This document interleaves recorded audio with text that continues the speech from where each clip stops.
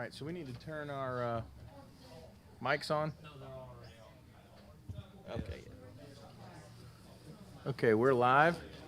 Go ahead and bring the meeting to order if everybody will get their seats, and we'll get things started here.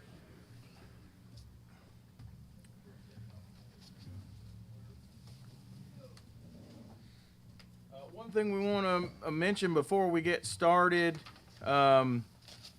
Nick made it apparent to us that with the variance that's requested tonight, because we have two members out, legally we do not have enough members here to make a 4/5 decision.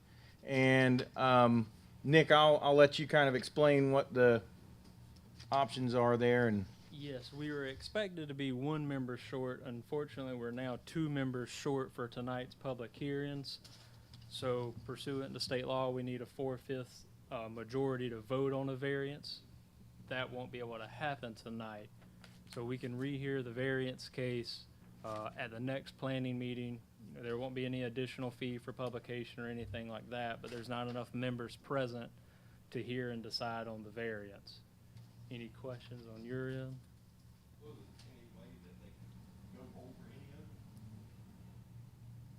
They could present, but I mean, you would just have to get up and do it again because there's not enough to vote on. So I'll leave it up to you as the applicant. You could reschedule the meeting when you can get your folks together. Yeah, it'll be rescheduled for September. Unless we could confer and could maybe recess this meeting. I'd have to double check. could we go through all of the stuff that we have enough members here for, get everyone their answers from our board on those, and then put it to a recess for that particular item so that when Melanie's back in town or Bishop's available, then we could reconvene briefly, handle that item so they're not waiting a whole nother month. Is that possible? I will double check while we go through things, but I'm 90% certain yes. Okay, That we so can just do a recess in that.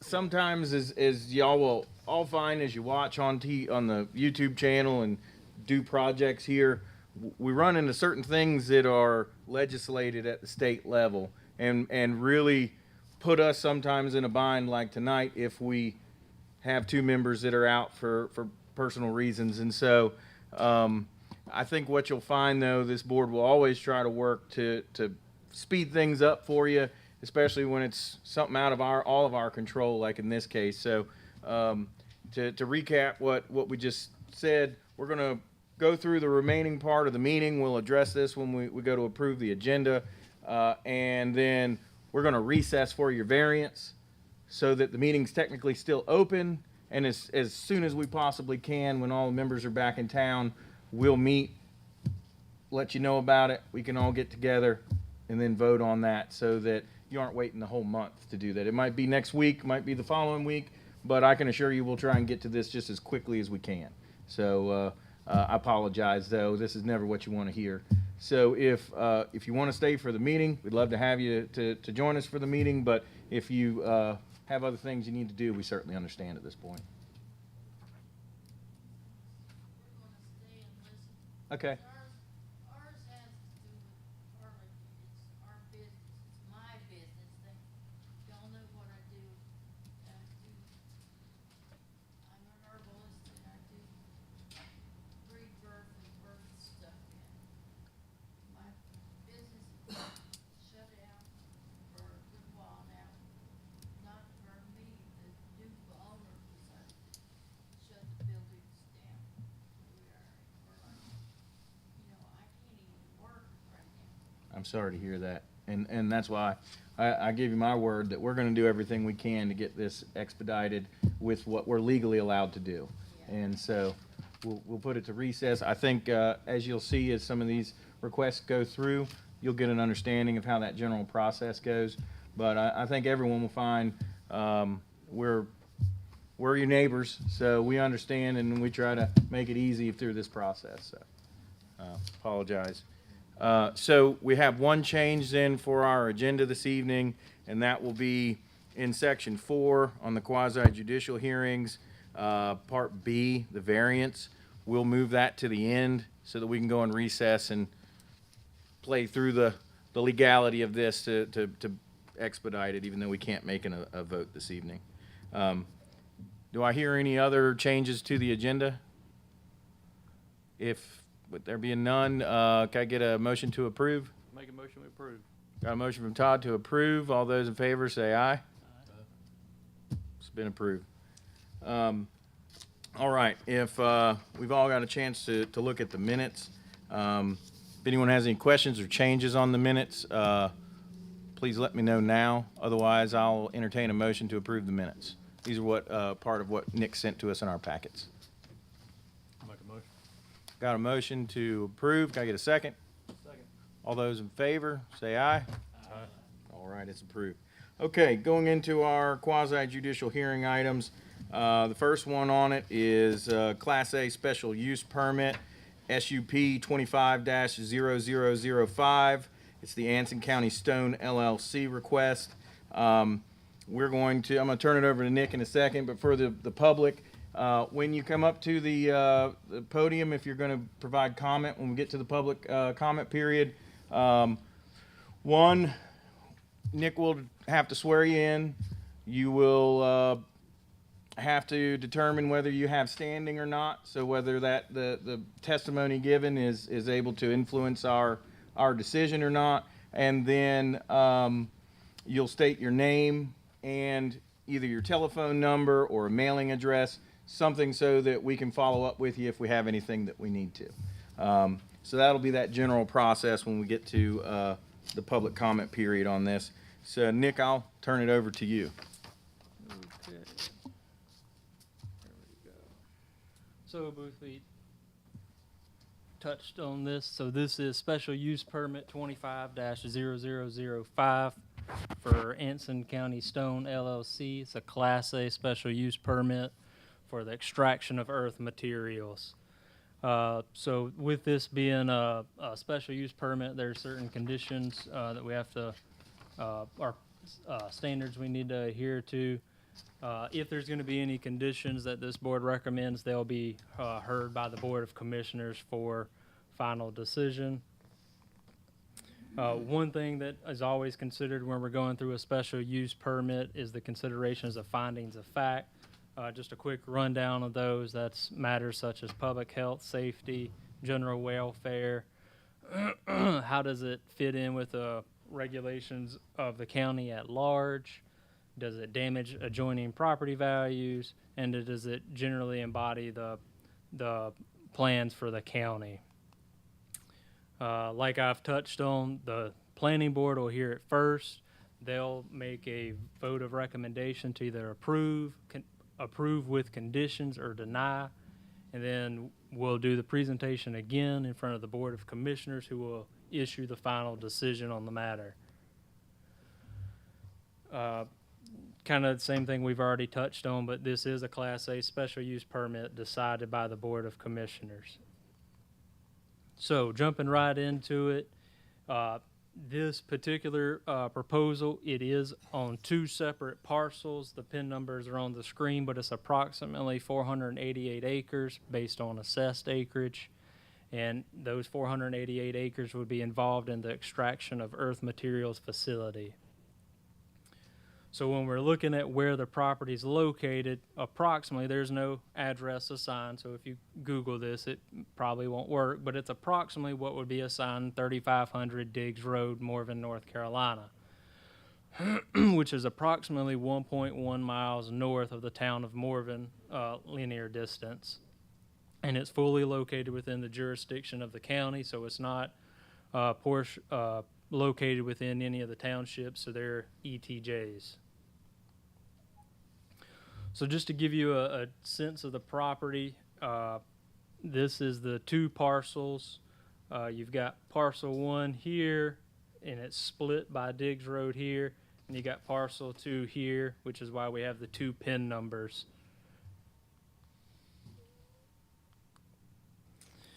This is the same map, just with the zoning layer turned on, so you can kind of see how everything fits into the region. So you have RA3 here, rural agricultural 3.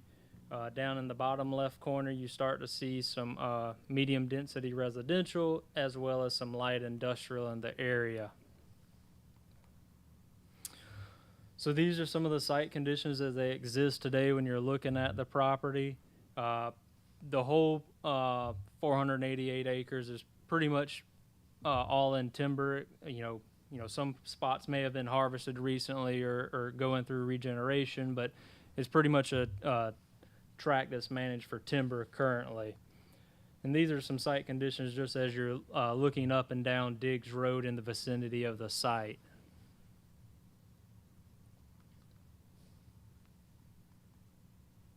Okay.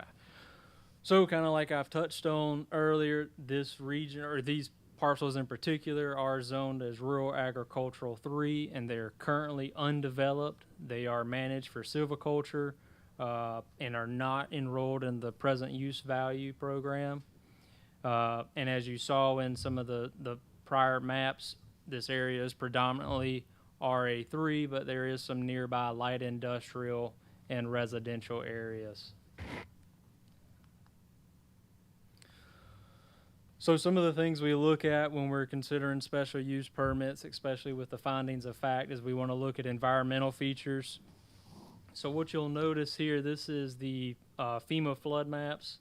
What you see in blue is designated flood zones. That section is particularly, it's a 1% chance flood or a 100-year flood, also known as flood zone AE.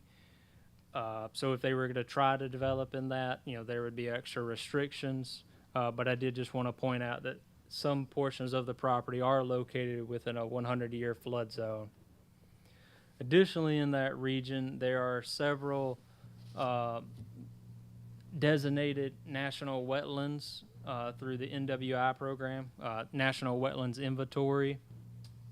It's about 97 acres in total that are let me back up, 97 acres of wetlands that are involved or abut the property. Now the applicant has had the wetlands delineations performed, and it has been determined that there would be no impacts to any of the jurisdictional wetlands. If there were to be any impacts, the applicant would need to pursue a 404 or 401 permit to have those activities approved. Another thing we want to consider on a big project like this is transportation. So Diggs Road is a smaller road. It's a minor collector, and it only receives minimal traffic with a 60-foot right-of-way. While the project doesn't really abut Hollywood Road, it is in the nearby vicinity, and you know, there's been some questions about Hollywood Road. So it's essentially the same as Diggs Road in terms of its class and its right-of-way.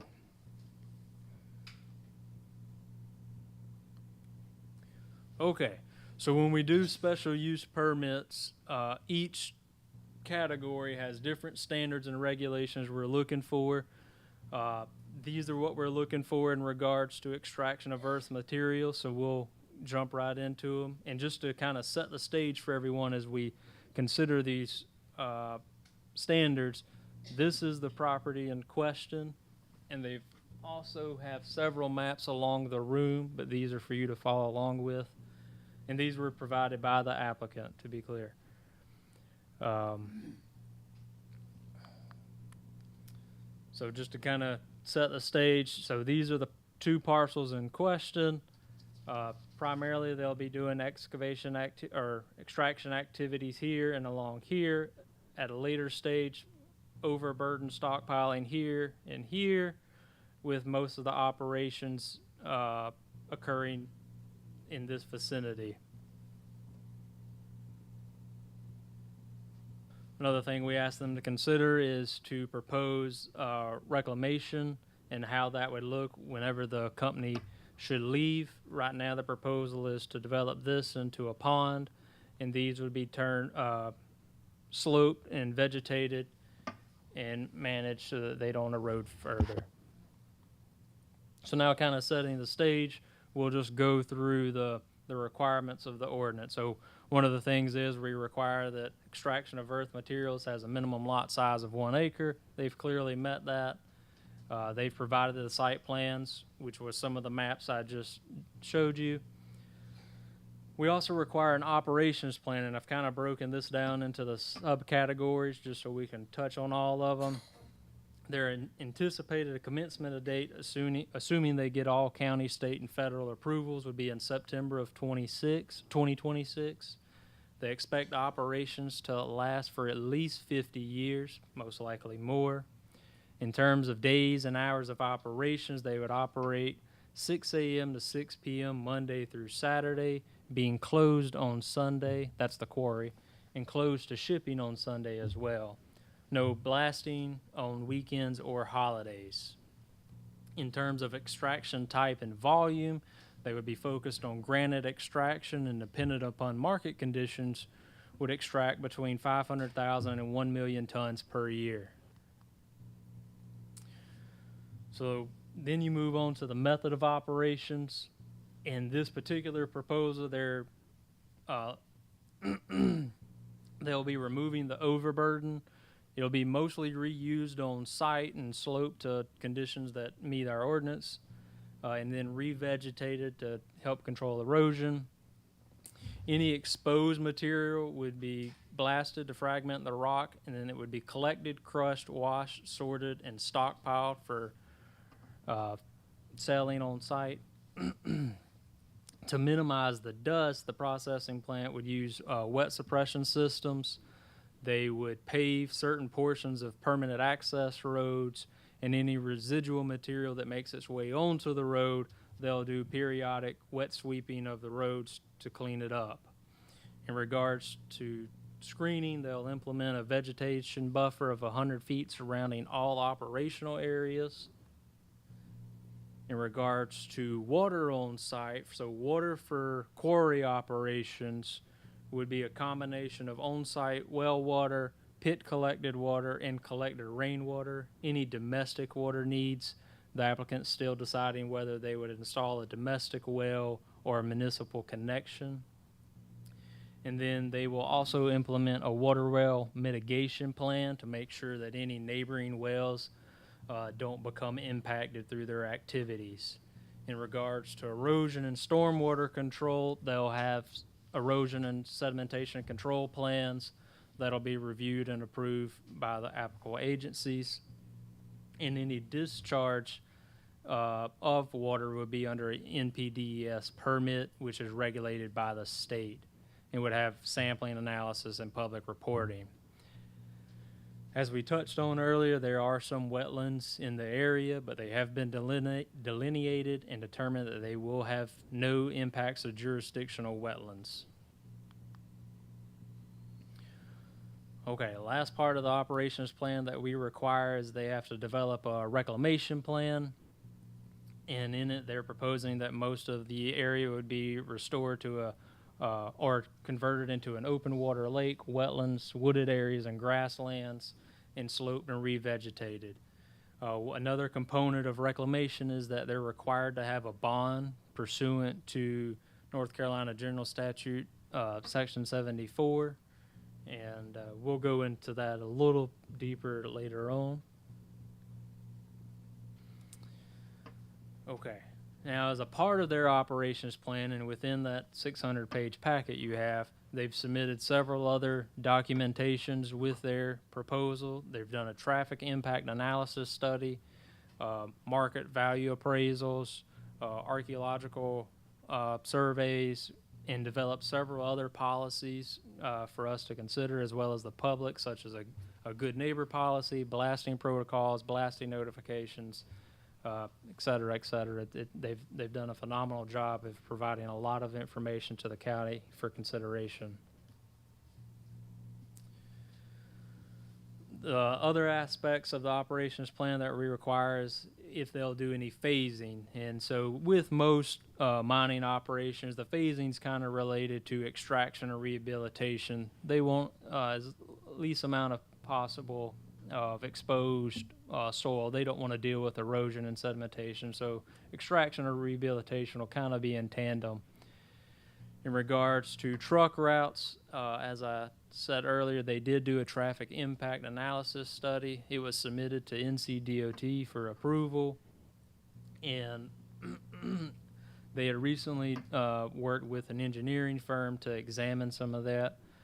I will say, in that area, there is a bridge being proposed for replacement by NCDOT. So right now, some of their truck traffic routing will change based on that bridge's replacement. And this here will kind of show it a little better. So if you imagine the blue square is the site, and this line here is Diggs Road. Pre-bridge replacement, 100% of the traffic will go north along Diggs Road.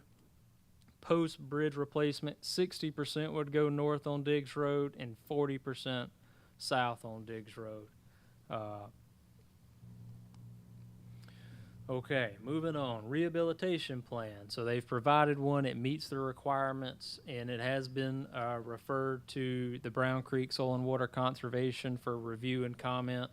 That department has reviewed it and found it to be compliant with all requirements and reclamation standards. And so, like I said earlier, we require a financial bond pursuant to General Statute 74. The way of the ordinance is written, should that section of state statutes ever be amended or repealed to no longer require that bond, they'll be required to then issue a bond in favor of the county for the same reclamation.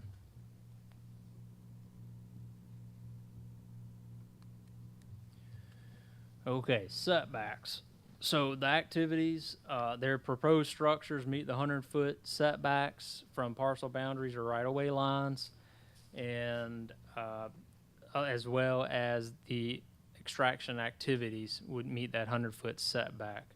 In regards to screening, there's several different ways we provide the applicant pursuant to the ordinance to meet screening requirements. They will be using existing mature vegetation to meet those requirements. They are also, in some locations along Diggs Road, will use the vegetation and a buffer. So they're doing a great job to screen the facility.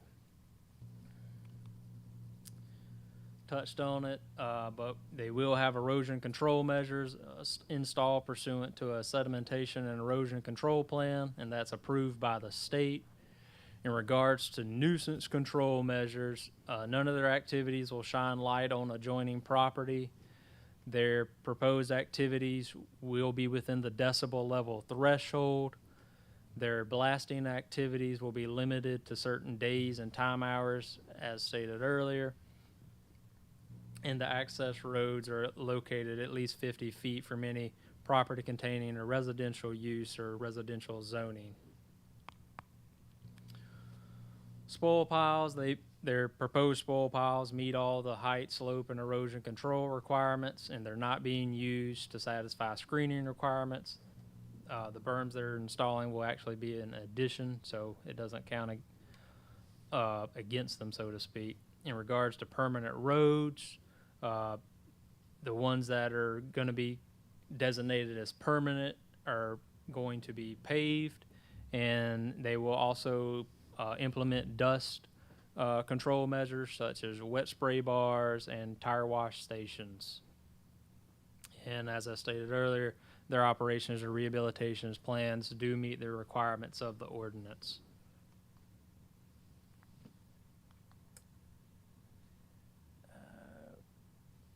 We've covered most of this. One thing I will point out is the last one. In their supplied conditions, SUP conditions, they also chose to memorialize this, which is great. They're really taking the step forward to show that they're going to reclaim the site should something ever happen. Okay, so anytime an applicant is requesting a special use permit, they can self-recommend conditions. I will say there's 2 pages of it, or 2 PowerPoint slides. if you read through them, they're all recodifying and memorializing the ordinance standards. So the applicant's really making a strong effort to show that they're adhering to the county's ordinance and any state or federal requirements regarding mining activities. In regards to what the planning department recommends, I think the fact that they are memorializing these local, state, and federal regulations is great, and I see no reason to not adopt these special use permit conditions. So, given everything so far, they provided a really great report. You can spend days and days and days reading all 600 pages of our agenda tonight. But everything they've done has either met or exceeded the ordinance standard, and they've really gone above and beyond to demonstrate that. And so given all those conditions, all those factors, they've met the ordinance, they've demonstrated a lot of material to showcase what we're asking, and the fact that this type of activity is approved or permitted in a RA3 pursuant to a special use permit. It is my recommendation to approve the special use permit. Now, again, this is just a vote of recommendation tonight, but that is my recommendation. So, like I said, tonight, as planning board, you'll provide a recommendation of approval, conditional approval, or denial, and that recommendation will carry forward to the Board of Commissioners meeting later this month. Whoa. Sorry about that. Let me just, at this time, are there any planning board questions? Who will police the blasting and the roads and all that? Tell you what, before we do planning board questions, why don't we let the applicant come up with whoever representative, there's a number of them here, and introduce yourself, and then we'll ask a few questions, let you give some comments and all, and hopefully by then Nick will have it back to the one at hand. Okay, Danny, you want if you'll introduce yourself. Sure. And Nick, will you have to swear him in before we do this? Yeah, as applicant, we'll just do a quick swearing in on Okay. anyone who wants to speak on the matter tonight. Do you swear to tell the truth, the whole truth, and nothing but the truth? Yes. Sworn in. Thank you. Okay. All right, Danny, you had a question? Yeah, who will police the blasting protocols and, Yeah, the blasting is regulated by the state. All blasters have to have a license, right? so they have to go through a protocol to get licensed. And then we hire a subcontractor, a licensed contractor to do that, and they're all managed by the state. So there'll be someone from the state on site from time to time? Yeah, they'll do inspections and they'll check their paperwork, and then every blast, we have seismographs that we put out between us and the nearest neighbors, and that data is recorded and shared Okay. with the state. Just curious. So my name is John Cross. I'm the founder of Synergy Materials, and we're an American company. We're located in Franklin, Tennessee. We're a private company. We're not a public company. I've spent over 35 years in the quarry business. I worked for Vulcan Materials for 20 years. I ran all types of operations for them. Since then, I've designed, built, and operated all types of quarry operations. So it's pretty much what I've spent my whole life doing. We're pretty much considered experts in the industry. A lot of times we do consulting to help other quarry operators to improve their operations. We have a partner in this business. It's Land and Stone Products. They're out of Wisconsin. They have several quarries, and they're a family-owned, three-generation quarry company, and we're very well aligned. You know, we both are very much committed to being a good neighbor. That's how we develop the good neighbor policy. We often will put together a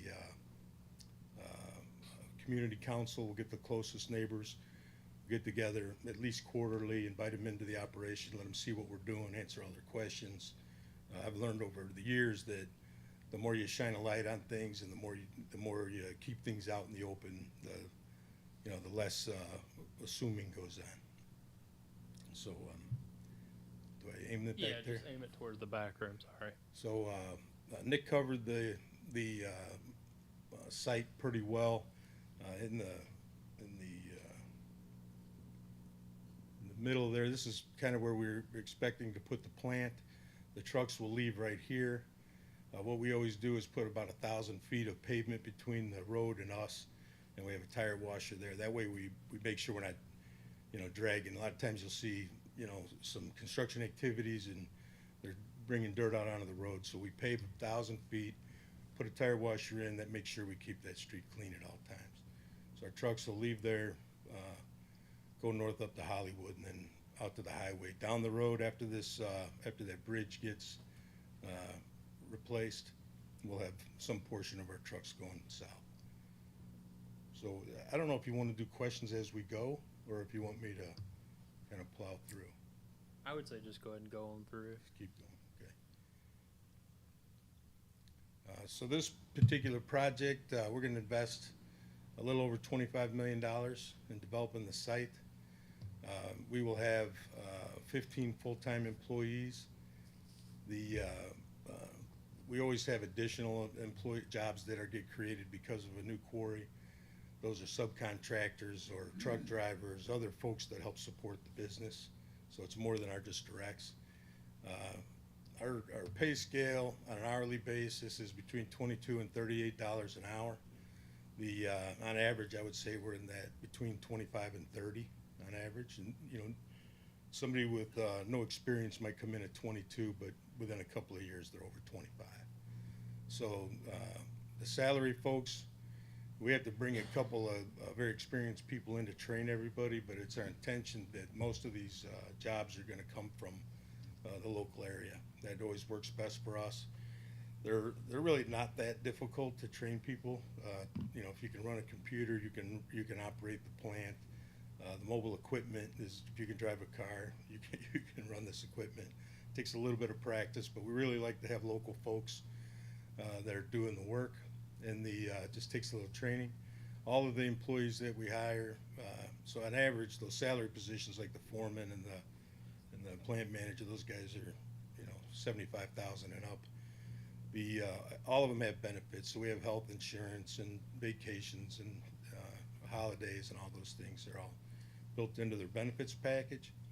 And we did some work to try to estimate if we were selling between that 500,000 and 1 million tons a year, how much impact it would have on the taxes to the county. And we estimated,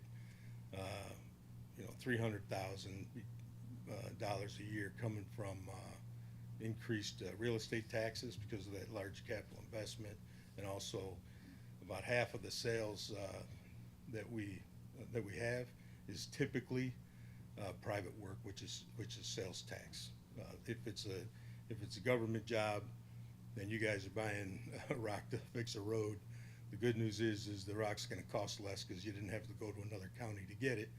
But you don't want to pay sales tax on government work, so we don't have sales tax on that. But you add those two together, we estimate about $300,000 a year. So it's pretty significant. We did talk about blasting a little bit.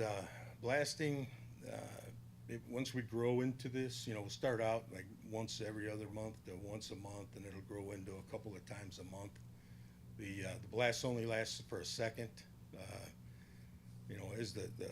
We're going to start out kind of in the middle of the property, and it'll grow kind of slowly. So it's like we'll open up like 10 acres at once, and then as we sell rock, which is difficult to say, we want to sell more, so we want it to open up faster. But if it opened up really quickly, it may be 3 acres a year that we're growing. If it was, if we opened up slower, it'd be like an acre and a half. So it takes quite a while to get this developed. There's probably, there's well over 50 years of reserves on the property, even if we were selling at the highest estimates. So as this thing grows, we get a real good idea what's going on. Like, we can measure what the vibration is, and we're able to adjust. So we've done a study on this stuff up front. The closest structure that we would ever get to is 880 feet. Wouldn't start anywhere near that in the beginning.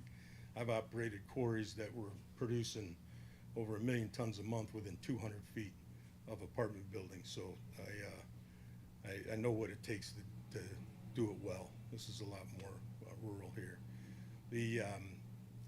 So our estimates are that our vibration levels will be less than 30% of what the standards are for the state. They have certain levels that they let you go to, and we design our shots to be less than 30% of that from a vibration standpoint, and from an air over pressure below 58% of the regulation. So in addition to blasting, we have to manage noise. This is one of the things that over the years of me doing this, we've had to employ different techniques to get good at it. We've gotten a lot better at it. We use rubber linings on, where rocks hitting steel. We'll put up little sound walls. We'll build berms. Basically what we do is we take a dosimeter that, you can buy for $30 from, Amazon, and we'll walk around the property line while we're operating, and we'll pick up and see what that reading is. Like right now, we're speaking at about 70 decibels.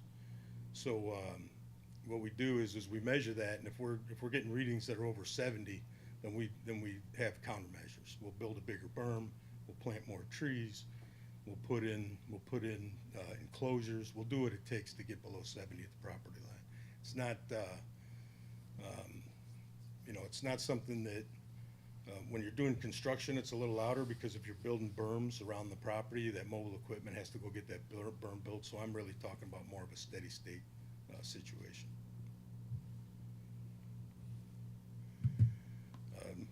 We mentioned earlier about managing dust.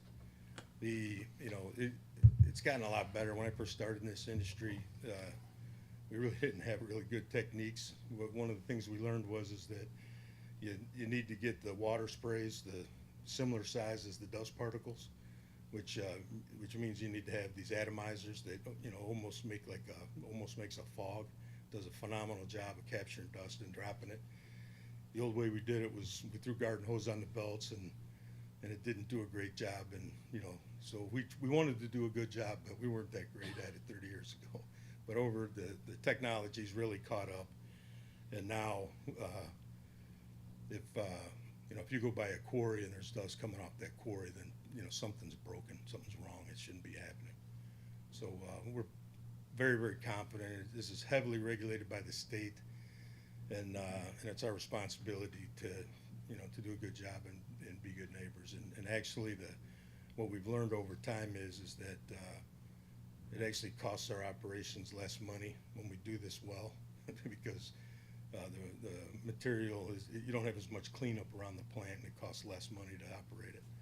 So there's a lot of quarries already in North Carolina. There's 741 active mines total. So this is a very common activity that goes on every day in close proximity to people with a high degree of success. So with our experience, we're very confident that not only will we be compliant with all the regulations from the state, but we'll far exceed that and be a good neighbor to the closest people that are nearby. Okay, I messed that up. And There. Big fellas.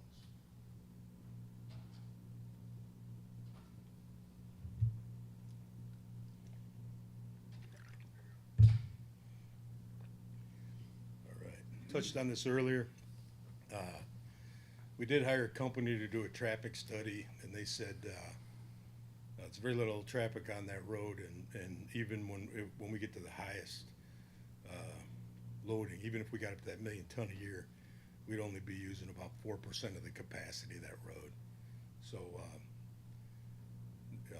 no real big impact. Our plan is just to come out, go north, go to Hollywood, and come out like we had talked about earlier. One of the big benefits of having a local quarry is it lowers the cost of construction. A lot of places that are, when they're buying rock, whether it's for the farm or for a residential or commercial project or a road project, a lot of times you're paying more for the freight than you are for the material. So that's one of the big benefits.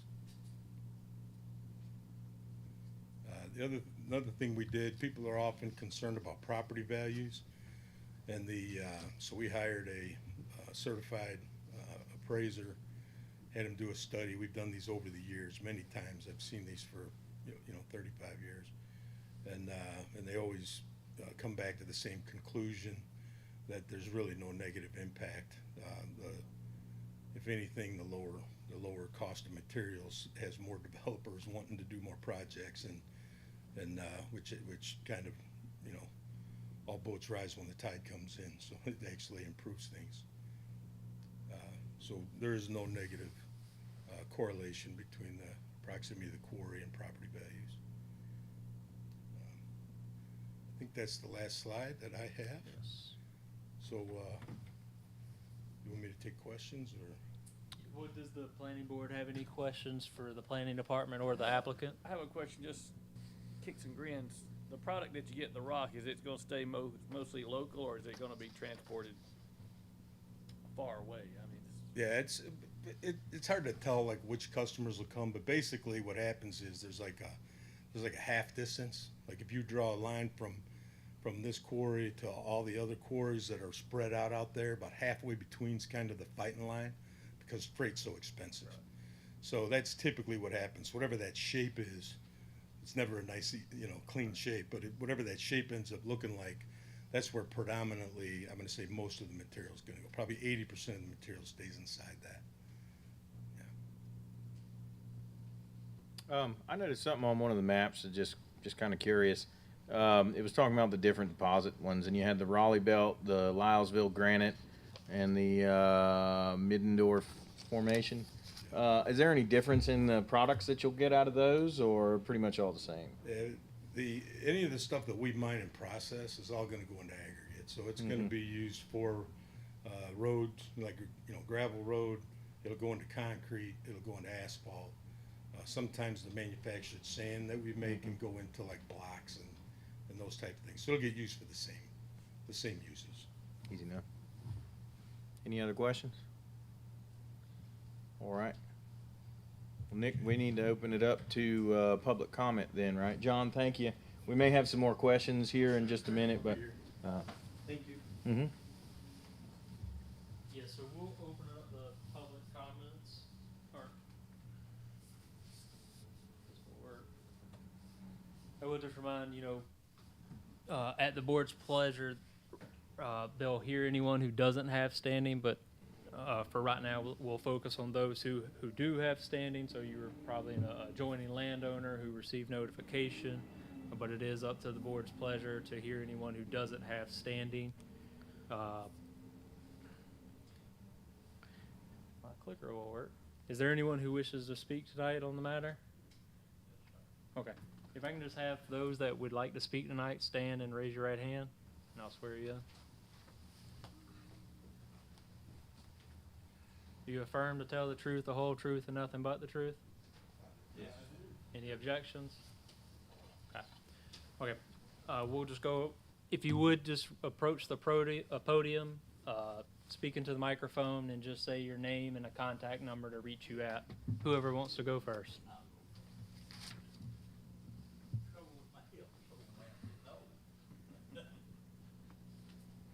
Okay.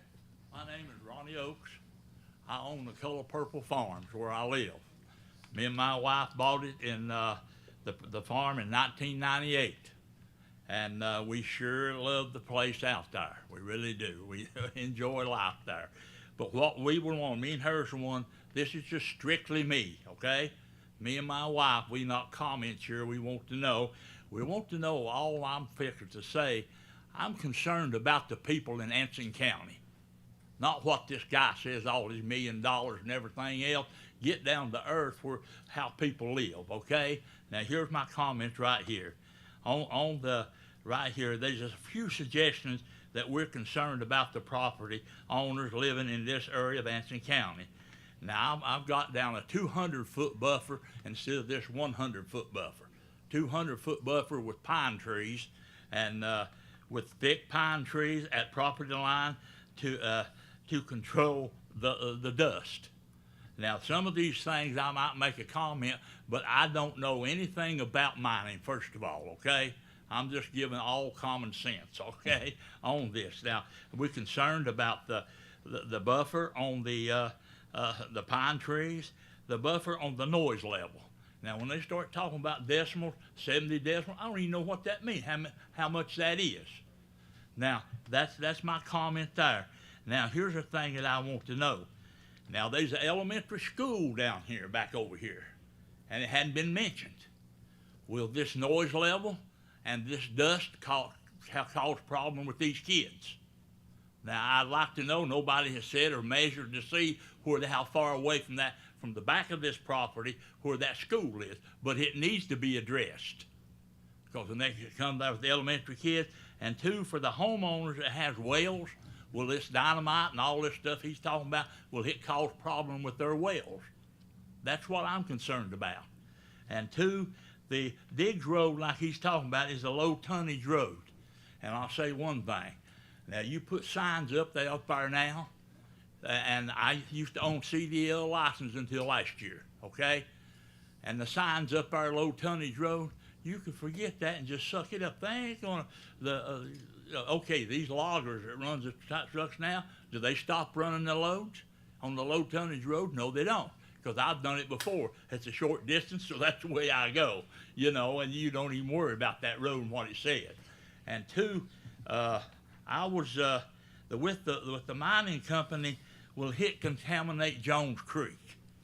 Now, I don't know exactly where the distance is on Jones Creek around that property. I do not. But I do know this, and I want to say this. Everything should be done with these people on the property line. Now, on my farm, I put sewage out there. We pump septic tanks. The state has, on my regular permit, I have got to control the smell at the property line. And it's not in the middle of the thing, it's on the property line. And the state, that's the way my permit's written. And they're real strict. You should just have proposal.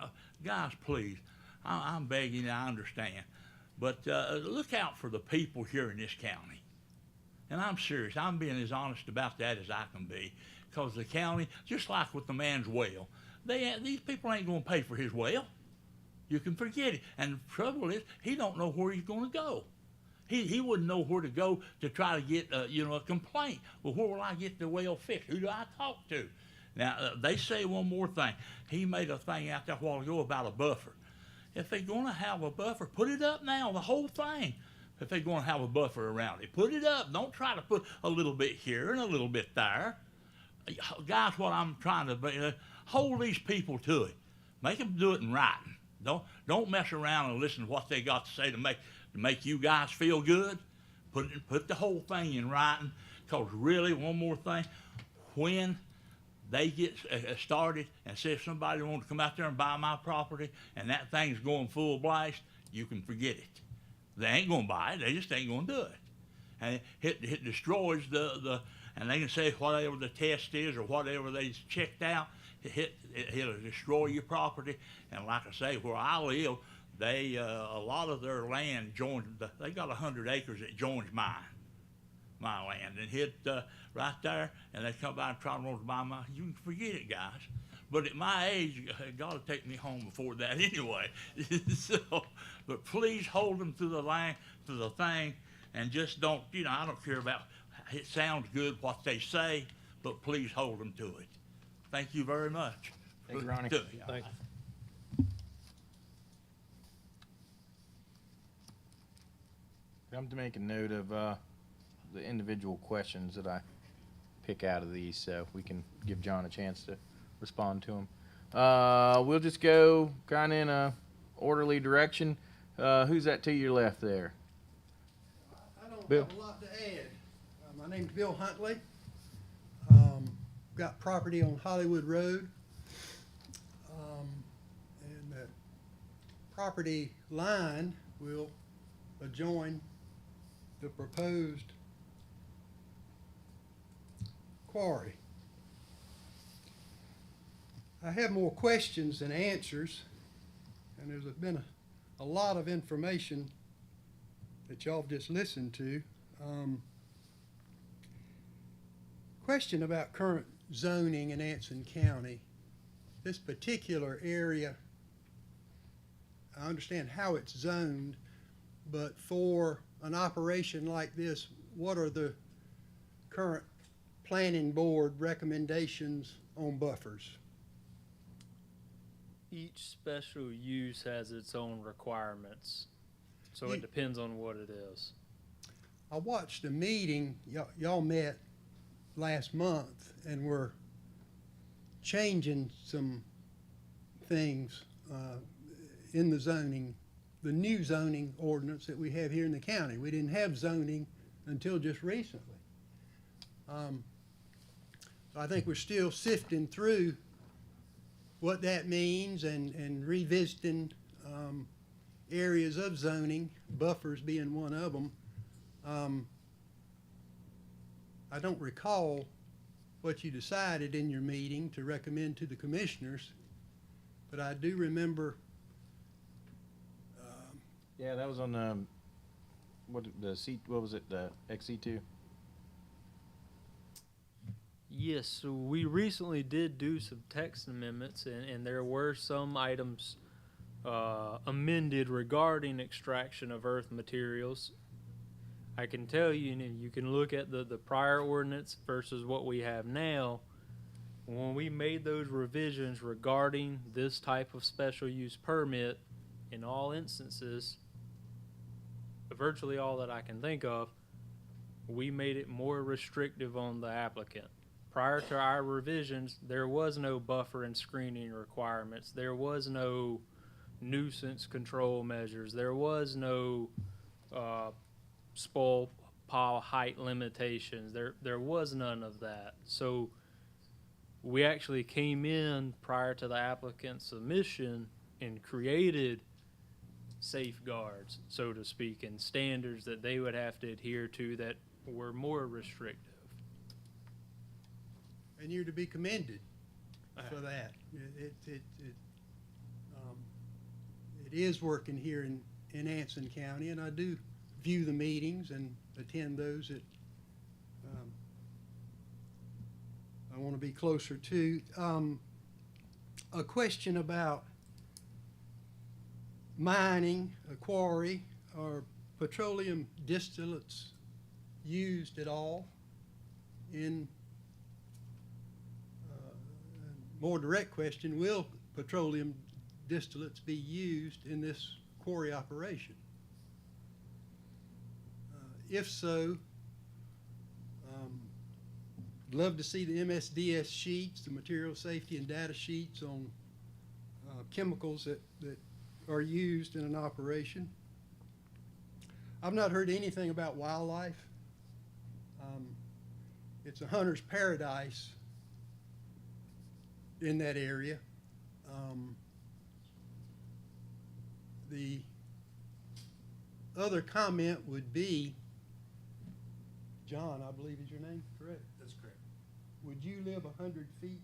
Would you buy your dream home and live 100 feet from your operation? That may be not a fair question, but Yeah, well, the way I look at these things is when I set these up, I need to set them up like I want my kids and my grandkids living right there at the closest house. And that's the way I need to operate. and you would have your And I would do grandchildren living it And I would do. within 100 feet. That's right. I've been very close to a lot of people in my life, and I know that it takes care, and you need to be a professional, and you need to do it well. But we have everything we need to do a good job and protect the people. There's absolutely no reason for us to cause harm to anyone. Well, the highest and best use of a lot of property here in Anson County is development. And God knows we need it. We need the housing. We can smell when a paycheck leaves Anson County. We know when a paycheck leaves. It's Yeah, we're gonna absolute- have to. And 14 paychecks, or 15 or 20, that you propose is huge. And I'm for progress. But this is an opportunity to speak, and we are butt-to-butt neighbors in this deal proposed. And I also represent 3 other siblings, my grandchildren and my spouse. So I feel like we need to cover everything we can think of. I agree. It's an education, and Nick, again, you're to be commended for studying the new zoning and drilling down where you know you need to protect the people in Anson County, as Ronnie said. We're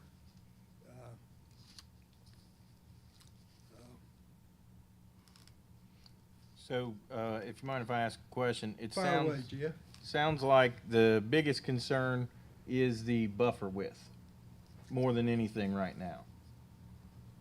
I think that's that and the noise, and we mentioned dust. If you've driven west on Highway 74 and gone by the what is it, a waste site, it's a dump site, it's where all the waste management operates.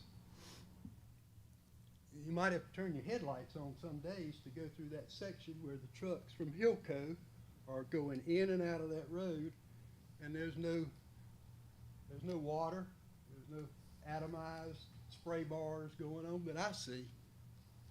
And you can follow that dust right on down to Doc's office there, the veterinarian office. And the guardrails and the highway and the trees are golden dusty. That's just an observation when we talk about dust. It's real, and right now it's not being dealt with in that situation.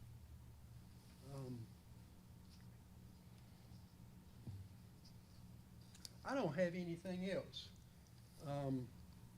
We appreciate you expressing your concerns. And when we get back to the questions with John, we'll definitely bring up buffers and the petroleum distillates question that you have. So, Wildlife is important. I doubt they're gonna hang around for any blasting. But maybe we can get it quiet. Thank you. thank you, Bill. I will say for those who haven't attended or watched any of our meetings before, just be aware, this is pursuant to quasi-judicial proceedings. So kind of think of this as the courtroom. These are the judges, and you've got defendants and prosecutors. So any questions you may pose, the applicant isn't required to answer. You're both presenting your case. So I just want to make you aware that the applicant is not required to answer each and every question that you may pose. Just want to make you aware of that And let's procedure. just say, let's have it posed to us.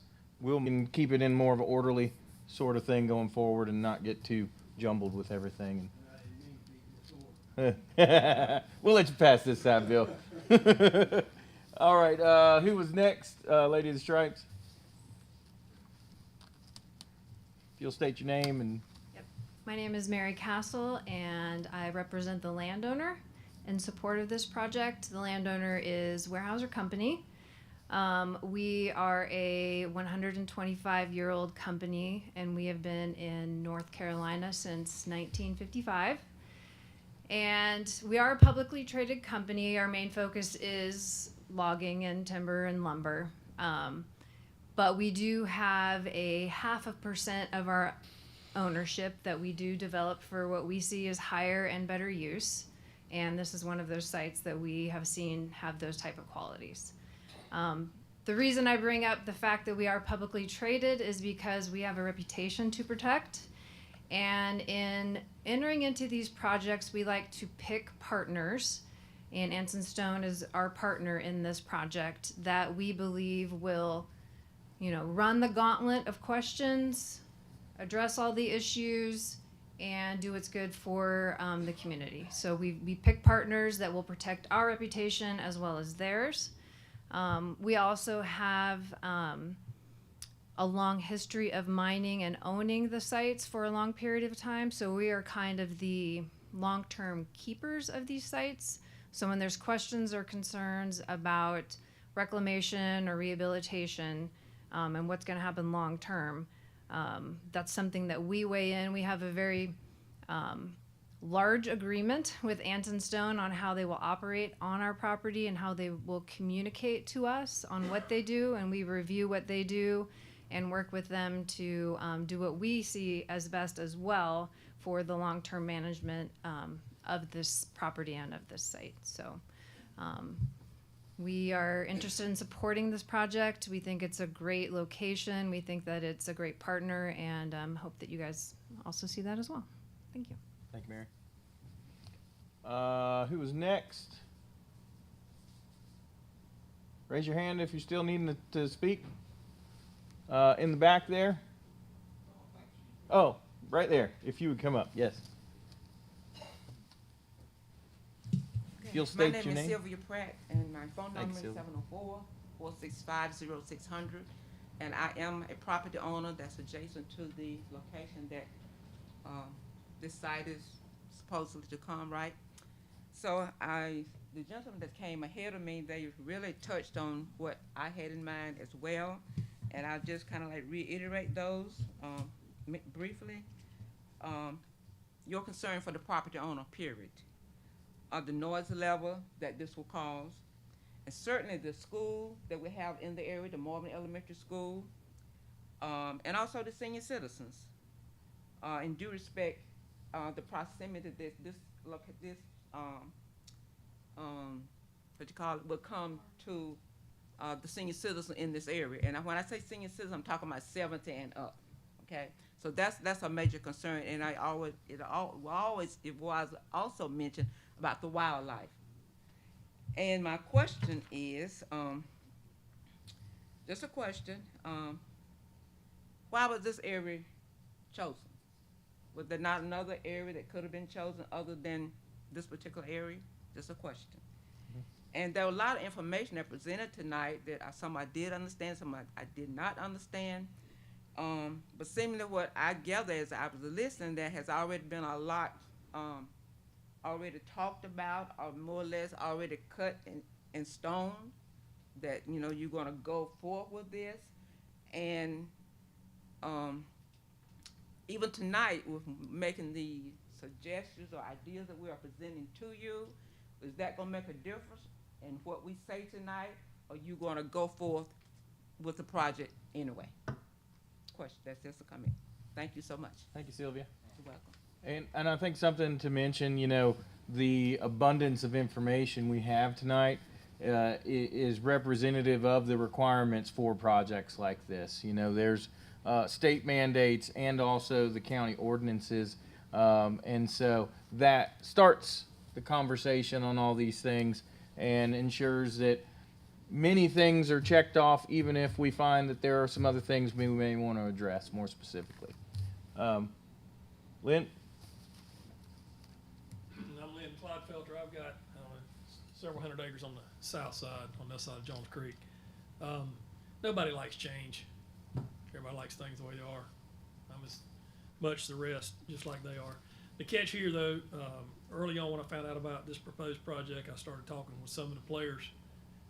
And number one, for me, Weyerhaeuser's behind it. I like it when the person who's going to be in trouble's got a big old pocketbook, because that's where the lawsuits come from. I don't believe Weyerhaeuser's going to get themselves in a position to cause a problem where they don't need one. Again, we don't like change, but you're going to have change. That's tract joins us. It's, like I said, a 500-acre tract. To be frank with you, I've been wanting to buy it for the last 30 years. Never got a chance. Won't get a chance now. But if I'm going to have a neighbor and a change, I want a neighbor I think we can put some dependent on. And based on what I found about this company, and again, connected to Weyerhaeuser, I just, we know what the old mines all over this county look like. You know what they look like from the road. Some of the old land looks like moon craters. It was left that way because mining's changed. And I've been around newer mines and areas, and most people would be surprised.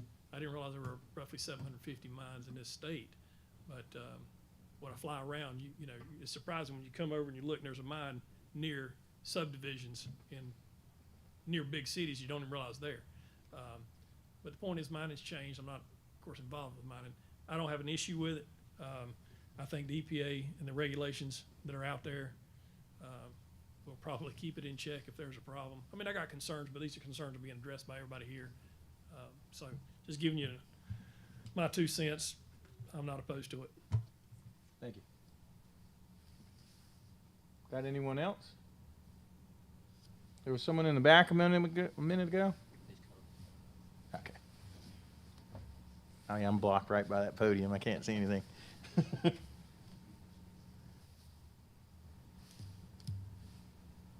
My name's Alan Bentley, and I own property adjoining this. My phone number is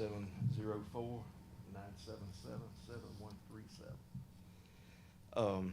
Just start with, I spent over half my life right next to a rock quarry in Salisbury. And when I got the opportunity, I found Anson County, and I seen it was a low population.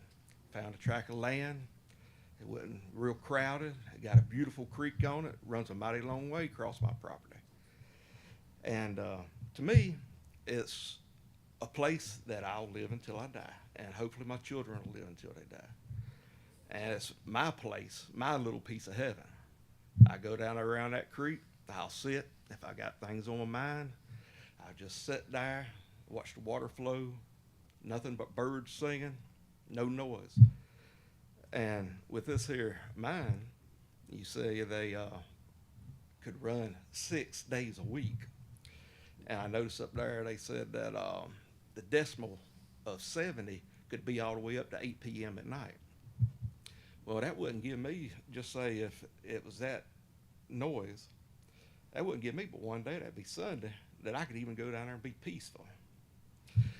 But they say that, I looked on the internet, it said that 0.70 decimal is about the same as a vacuum cleaner. To me, rock being crushed, it's hard for me to wrap around my mind that it's not going to be as loud as a vacuum cleaner. And some of my concerns are what the other gentleman mentioned, buffers. Whenever they log over there, where I'm positioned at on Country Club Road, you could basically see across through there at times, especially in the winter. And you could hear the logging equipment run. Sometimes if it's right on the right level, sound like it's in my backyard.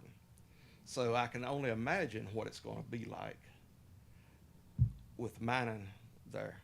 Now, I talked to them, and they said that they would try to work the best way they could, but like I told you, that's my little piece of heaven. I ain't got much money, but what I got is mine. And that's about all I got to say. Thank you very much, Alan. We got anyone else?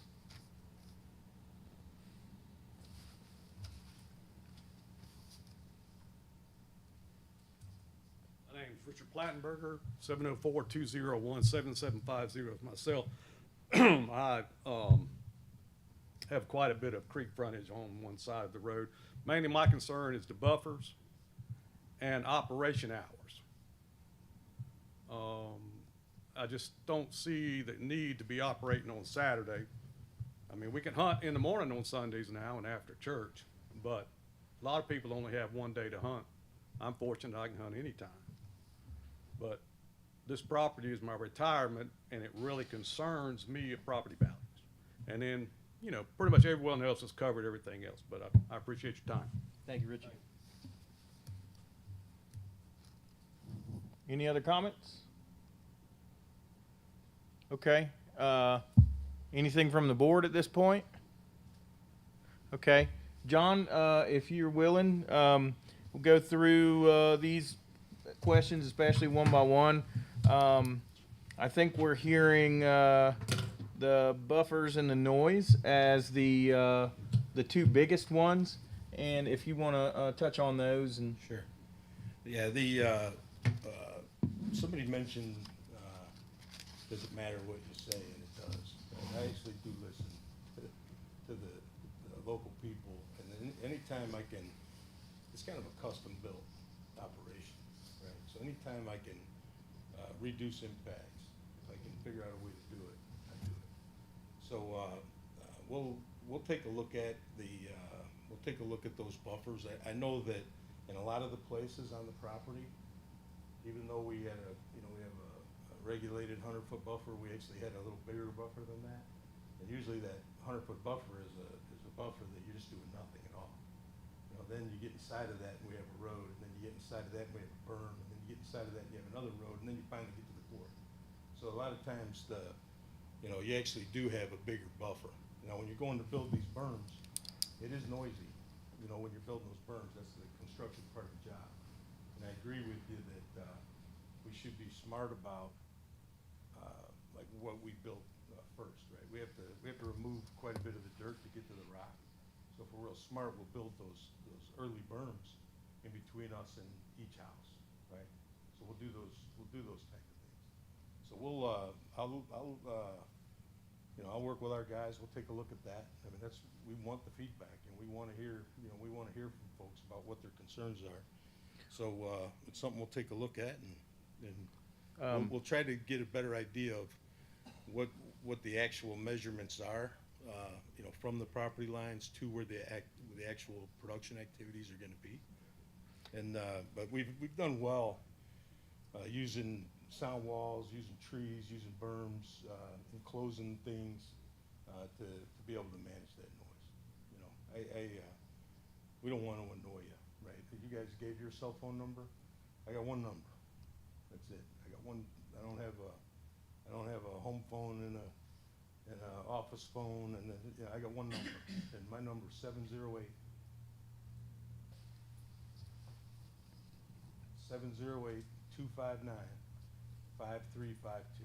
So if you're not happy with the way things are going out here, the buck stops with me. Right? I'm the one in charge, and if something's not going well, you can call me directly. I'll answer your call. 708-259-5352.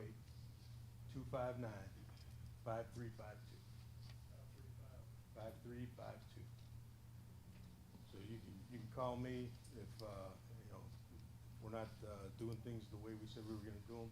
There's a reason why we offered up these best practices, right? It's because over the years of doing this stuff, we learned that yes, you have regulatory agencies, but we want to go beyond that. You know, we want to do a better job than just what the line is. We don't want to ride right at the speed limit. So that's why the community council, you keep having a voice. That's why I mentioned it earlier. You don't just have a voice now. If we get this done, and I hope we do, you keep having a voice. We're going to meet on a regular basis. Anybody who's in the area that wants to come and meet with us and tell us what your concerns are, and come and tour the facility, and we can show you the improvements that we're making. And I've done this for years, and it's worked out great. Formed awesome relationships with people, right? So I have empathy, for the people who are close to these operations. There's no business at all that has no impact on the community. All businesses have some impact, and we want to make sure that we're managing things the right way, so that someday in the future, I'm trying to open up another operation, you're the ones bragging about us, right? I want you folks to be the ones that said, hey, these guys stepped up and did what they said they were going to do. So, let me ask two questions on that. Roughly, and I know there's probably a range, roughly what is the height you expect on the berms? minimum of 20 feet, minimum. We'll have 20-foot berms in there. Okay. If we can build bigger berms, we'll build them. If there's room, we'll build even bigger berms. There's a lot of dirt that we have to move either way. So we can, we try to kind of customize that as we go. But the first berms you build, one, I try to do them fast, because I want to get that opened up and send that you noise don't wanna up see me instead of out. taking 9 months to, Yeah. move, get these berms built. So usually we'll attack those, the ones in between us and the neighbors first, and get them planted, get the trees growing, and try to create those buffers. And then we try to start in the center and slowly work our way out. So we're getting all this data back. It's like, how we doing, right? Yep. And then that way we can keep adjusting and keep getting better as we go.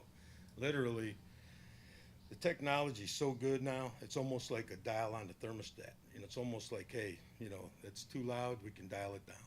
We have the ability to do the things we need to do. And a lot of times when we employ these techniques, the stuff actually lasts longer, and it actually costs us less anyway. So we're, more and more we're using, rubber liners and rubber screen decks, and if we got something that's making too much noise, we'll put an enclosure around it. And another question I had on buffers and noise. A lot of us are familiar. You mentioned you were with Vulcan before, and so answer what you can. You may not have this information, but figured it was worth asking.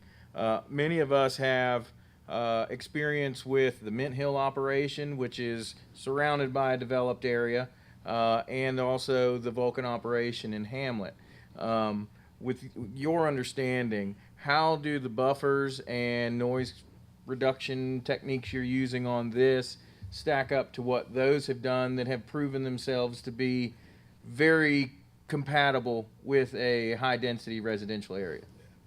I can't speak to those specifically, but I can tell you a lot of the operations that I've ran in the past, we had 25-foot buffers, 50-foot buffers.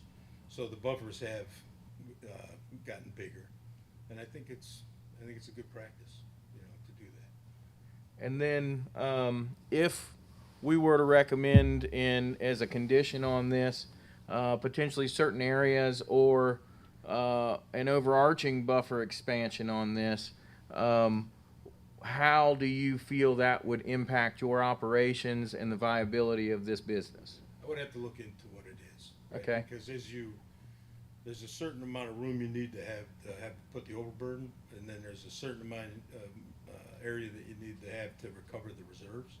So I just have to take a look at that. If you, I think in specific areas, in between the processing plant and the nearest house, making sure we've got a berm in there. Like I said, if I'm getting readings that are 70 or over On the edge of the property. on my property bound, on my property, Right. like one of you mentioned, hey, where's the measurement at? Measured on your property, right? So on our property, then we're not done yet. That means we gotta go do some more. That means we gotta have another enclosure, we gotta have a sound wall, or we gotta have a taller berm, or, whatever we gotta do. So, I'll take a look at that. We do have to be careful that if you shrink it up too much, it can significantly impact the amount of reserves that you can access, and that can have a negative impact. And then it's difficult to make that large investment. Sure. Couple others we had from landowners. So that handles kind of noise, buffer width. Start with Ronnie since he was first. So we got that.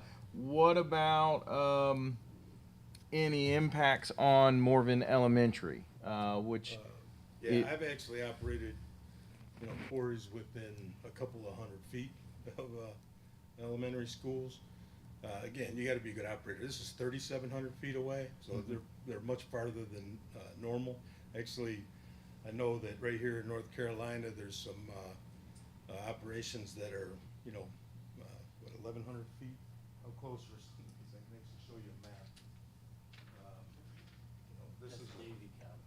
This is Davie County. There's actually 3 schools. One's 2,600 feet, one's 2,000 feet, and one's 1,100 feet from the quarry, and not having any issues at all. never a violation as far as that goes. No Okay. problems. Looking then at what potential well contamination or issues with wells, if you'll touch on that, and then if there, if then sort of scenario, how would y'all handle that if there was an issue? Yeah, that's regulated by the state. We actually have to submit a well plan to make sure we can protect the wells. So they actually, sometimes those plans include us having a bond or, you know, having some dollars available in case somebody's well came up. They don't want to be, you know, fighting over dollars. They just want to get it solved and, you know, figure Get their it out. water back. Yeah, so that's kind of, you know, that's another development that's happened over the last 20 years. You know, it wasn't always in place. Those kind of things came from things that didn't work out so well. So the rules got better. But we'll be happy to inspect anybody's well that wants one that's within, you know, half a mile of the operation. This is we have to do a hydrology study also. You know, we have to get a permit from the state, and part of that's a hydrology study. We have to prove we're not gonna damage anybody's well, and we have to put some things in place to make sure that they're protected, and the state has to approve it. But this rock is real tight. And like if we're in a sand and gravel operation, when you pump that down, that angle, that impact, it goes real far out because the water runs through sand very quickly. And this rock is so, you know, it's so tight that water doesn't run through it very easily. But if anybody's concerned about their wells on the front end, we'd be happy to survey the wells and you know, with a third-party company, make sure that their condition is you know, we know what that is. I gave a baseline, and then if they have a problem, Yeah. you know, all those things that are in place is going to ensure that we never harm them. Okay. Can you touch on potential contamination of Jones Creek? Yes, that's again very heavily regulated. You know, it's part of the setbacks. It's part of the overall design. We don't use chemicals in this process. You know, we burn diesel fuel in our machines. You know, in our trucks and our loaders and that type of thing. But we don't actually, you know, use. It's not a chemical. Not a gold operation. mine or something That's like right. that. Yeah. So you don't have all these chemicals that are, you know, that are leaching the ore out of the rock. So we have to submit a plan to the state. They have to comment on it, and a lot of times when they review these applications, they'll make suggestions. Mhm. And we have to follow, if we want a permit, we have to follow their suggestions. So they have, you know, full-time professionals on their staff to deal with exactly that. Okay.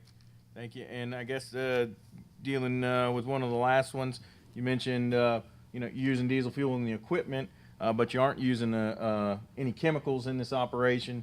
So it sounds like then the concern of potential petroleum distillates or things out of the ordinary besides like diesel fuel and equipment, hydraulic fluid, that kind of stuff. Is there anything like that that will be used? That's regulated also. So Yes. like if we have a diesel tank on site to fuel the equipment, we have to have either a double wall tank or a secondary containment. So all that's also regulations. All that has to be done in accordance with the rules. Okay, and then we heard some concerns about dust and things. We you know, there are some facilities in the county that have occasional issues. Some of them more than others. So would you touch on again the dust control and the water structures that you're talking about putting in to help minimize all of that? Sure. One of the big ones is the tracking out with the trucks, right? That's one of the big ones you see. And so I kind of learned that if you got to have when you design these things, you got to have 1,000 feet of pavement before you get to the road, and then we'll put in a tire washer. The tire washer, you know, we kind of learned the hard way that you really want to just clean the tires off. So if you like spray the truck's going down the road, and you know, stuff starts, you know, falling off of it later. You really don't want to try to clean the truck. You just want to. It's very easy to clean the tires Yep. off. So we have that's why we call it a tire washer, right? We just want to wash the tread off, and then we got this nice long 1,000-foot stretch to make sure that we're not tracking out. That's really important. The other thing is in the process itself, right? So in there, we put in at different transfer points as the rock's being, you know, it's going through and it's being crushed into smaller and smaller sizes. Then it ends up going into a wash screen where you start sorting this stuff apart. Any of those areas, like before you go into the crusher, when you come out of the crusher, we have these sprayers. And these sprayers, what we've learned is that you want to try to have a small so it's kind of clingy, right? You can imagine if you had a cloud of dust and you're hitting it with a garden hose, it's just gonna push the dust out of the way. But if you can get it real small, closer to like a fog, well, then they just kind of cling to it and it knocks it down right away. So in our case, if our dust suppression system isn't working, and we also use dry dust collection sometimes also, where we'll have, after you come out of a machine, they have like a stilling box or an actual, it's almost like a little vacuum cleaner that collects the dust and catches it so it can't get out into the air. But we utilize all those techniques, and it works great. And then the key is that, like, this plant's automated plant.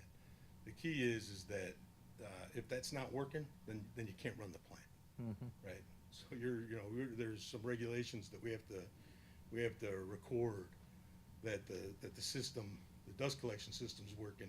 If it's not working, you're not allowed to run the facility. So you're broke down. I guess like a concrete plant, Yeah. which we have several around Yeah, the so area. if it's not working, you can't run. So And- you need to do it, you need to do it well. We need to be good, serious operators with hard lines. That's one of the reasons we gave you all those best practices and those commitments that we made, that, whoever's operating this facility, any years down the road, we all have to adhere to those. That's right. And I'll say just personally, I know Wirehouse is going to require That's right. that top grade operations, just like they do with the forest products facilities. So. That's right. And with the water that's used in the dust control and the tire cleaning, what is that recycled? How is the runoff from that handled? Yeah, most of this water is just caught from rain. There's a lot of acres there. Mm-hmm. And we catch those.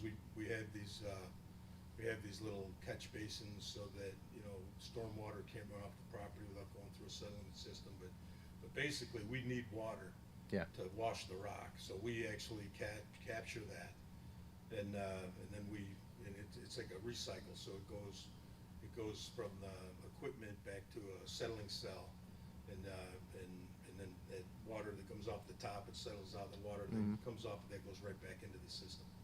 So there's So that will help. a lot of water that's going around in circles. Yeah.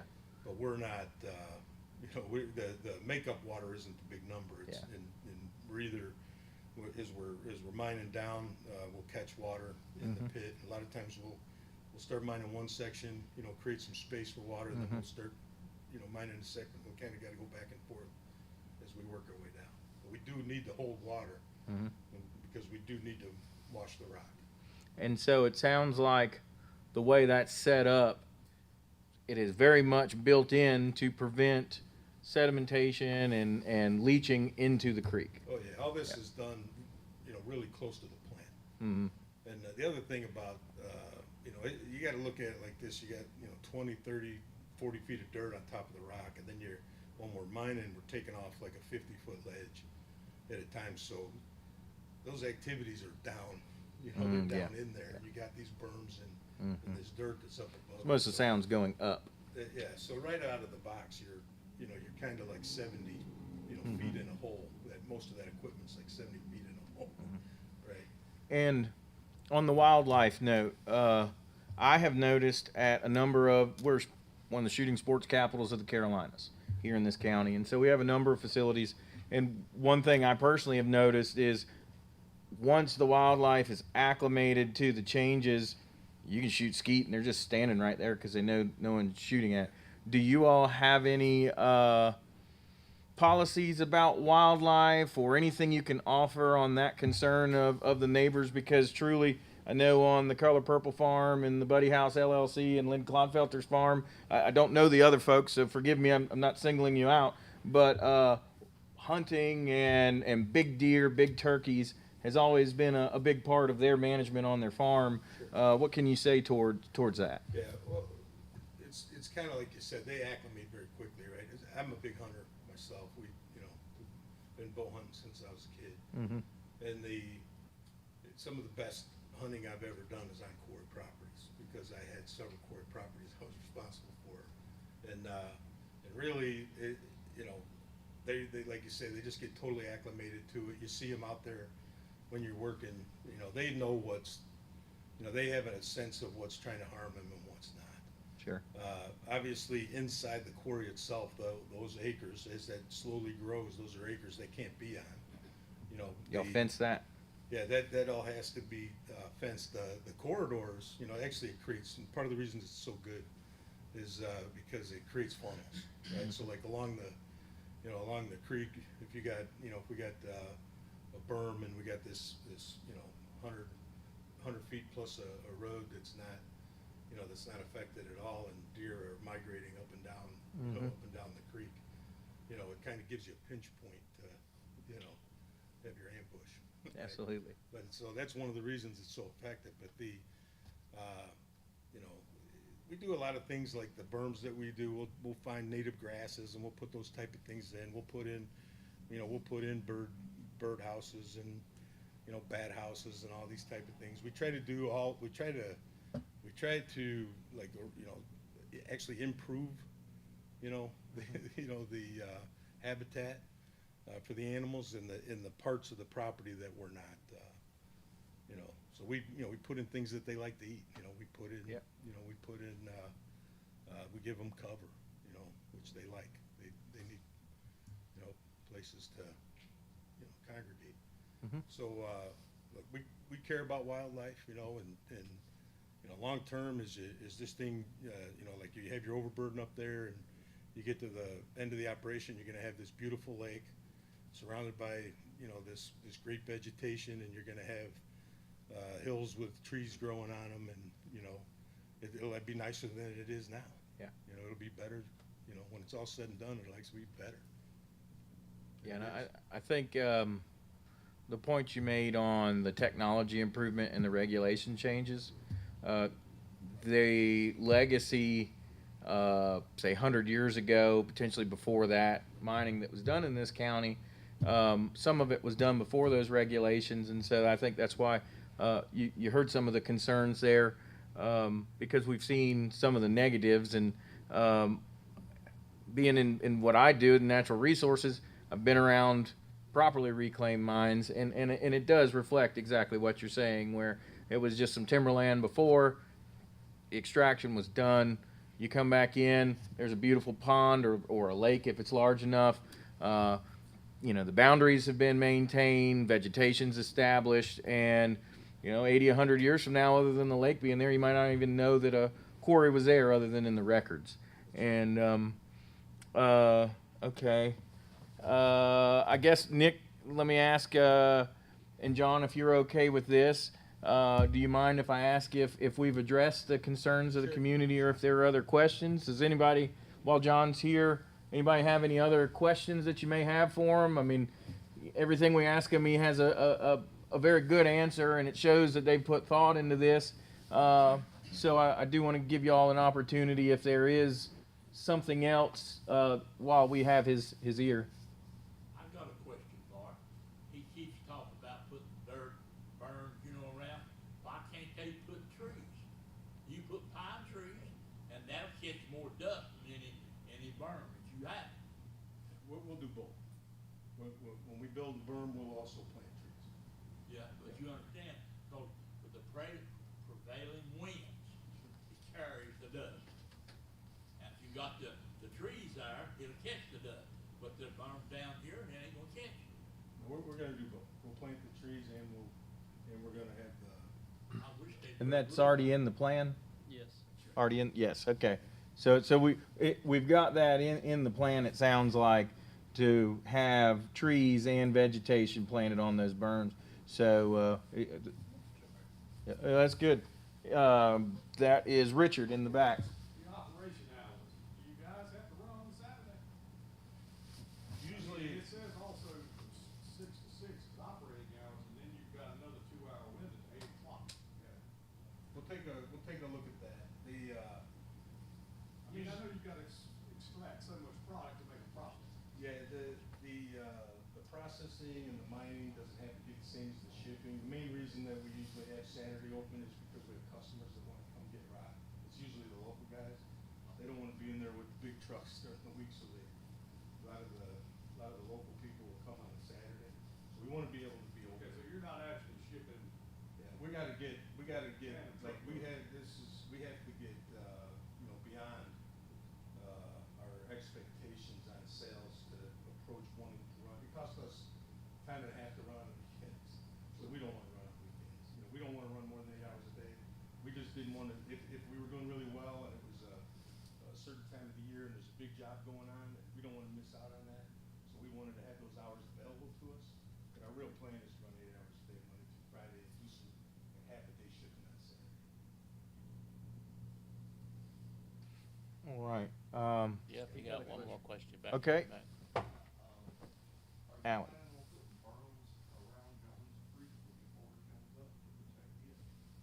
Go to that.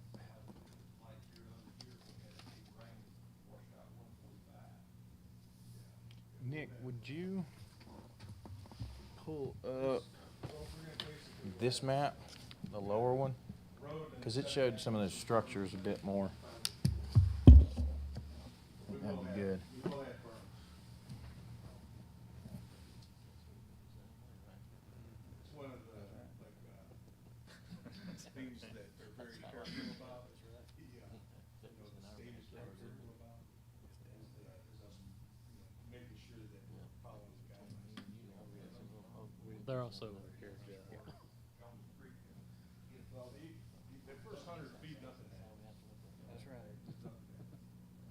Just looks just like it does now. Then we have a road after that. So you got a setback, and then a road, and then a berm, and then another road, and then finally make it.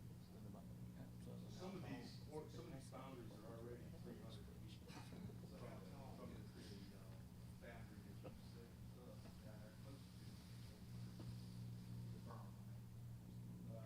Right now, our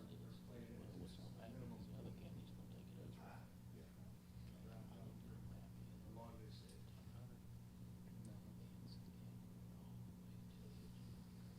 So we're not talking about like,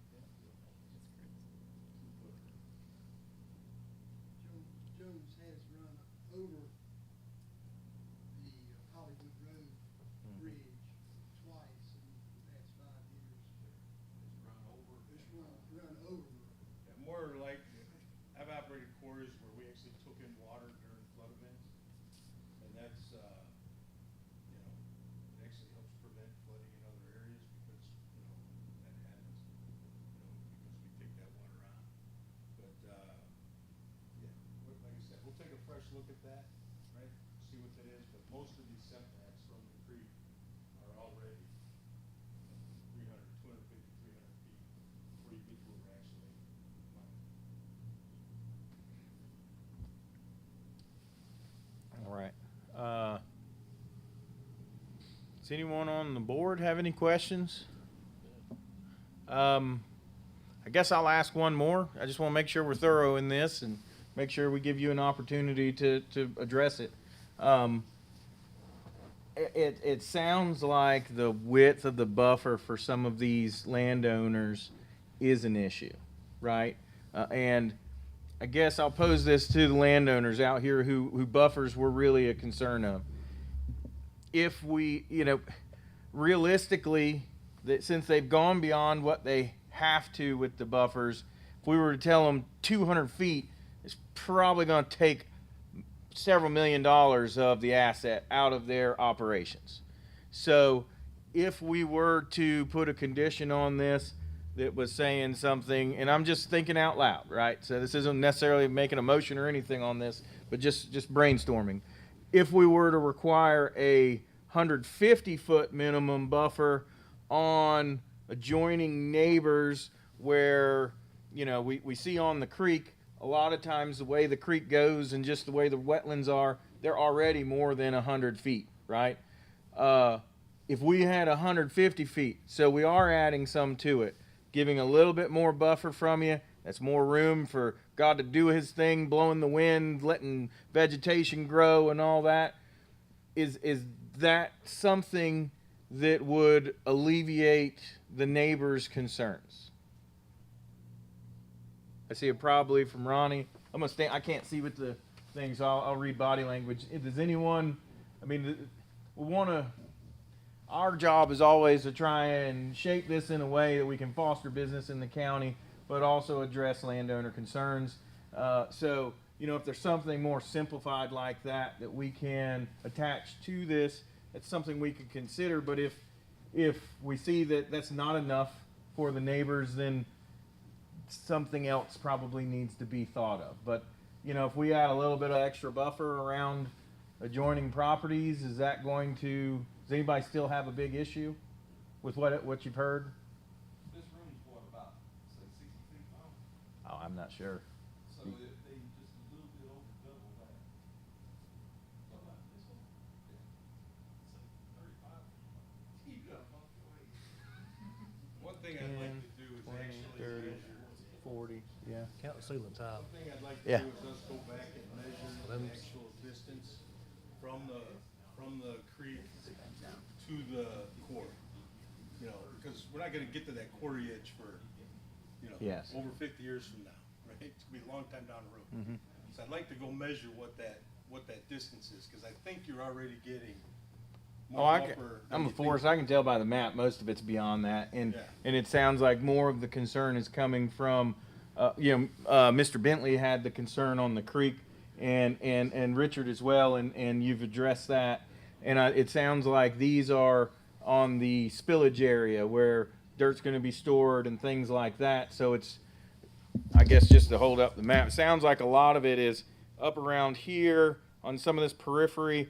Realistically, looking across the creek at impacted neighbors, right? They have the most distance for any adjoining landowner. So it's those on the same side of Jones Creek that back up immediately to it, right? So if we're not, if we were to make, and I'm just, like I said, I'm thinking, if we're, and I don't want to belabor this too much, but I also know we have to make a decision tonight. So while I respect and appreciate your willingness to go back and look at this and all, I know that also we have to make a decision and don't want to hold your project up any longer than it has been. And we also want to make sure we're addressing the neighbors. So, looking up on that, I guess you could basically call it the northern and eastern side of this, away from the creek. Yeah, there, on that far side, there's basically overburden going up there. All that overburden has to be put in on a 3-to-1 slope. Mm-hmm. So you're nowhere near the mining operation or the processing operation. And so if we require, Basically, that whole area is basically a berm. Yes, sir. The whole area is a setback. and so if we did require, say, an extra 50 feet there, is that going to be a deal killer for you? No. I think the question Okay. is does the berm count as part of the 150 feet? I don't. That's why that's a great question. It does in my eyes, because we Yeah. have to have a 3-to-1 slope. So if you do put in a 20-foot berm, that's 60 feet and then another 60 feet, right? You have 2 3-to-1s, Mm-hmm. right? So now you've got 120 feet on top of the 100 feet, right? So, and then you gotta have a little road to get through there. So it's like, I think we've already gone above and beyond the call here.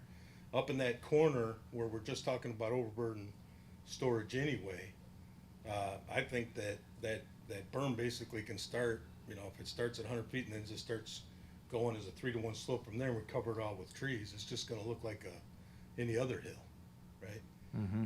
So I feel like we've already addressed it by pulling our operations towards the center anyway. Yeah. Yeah.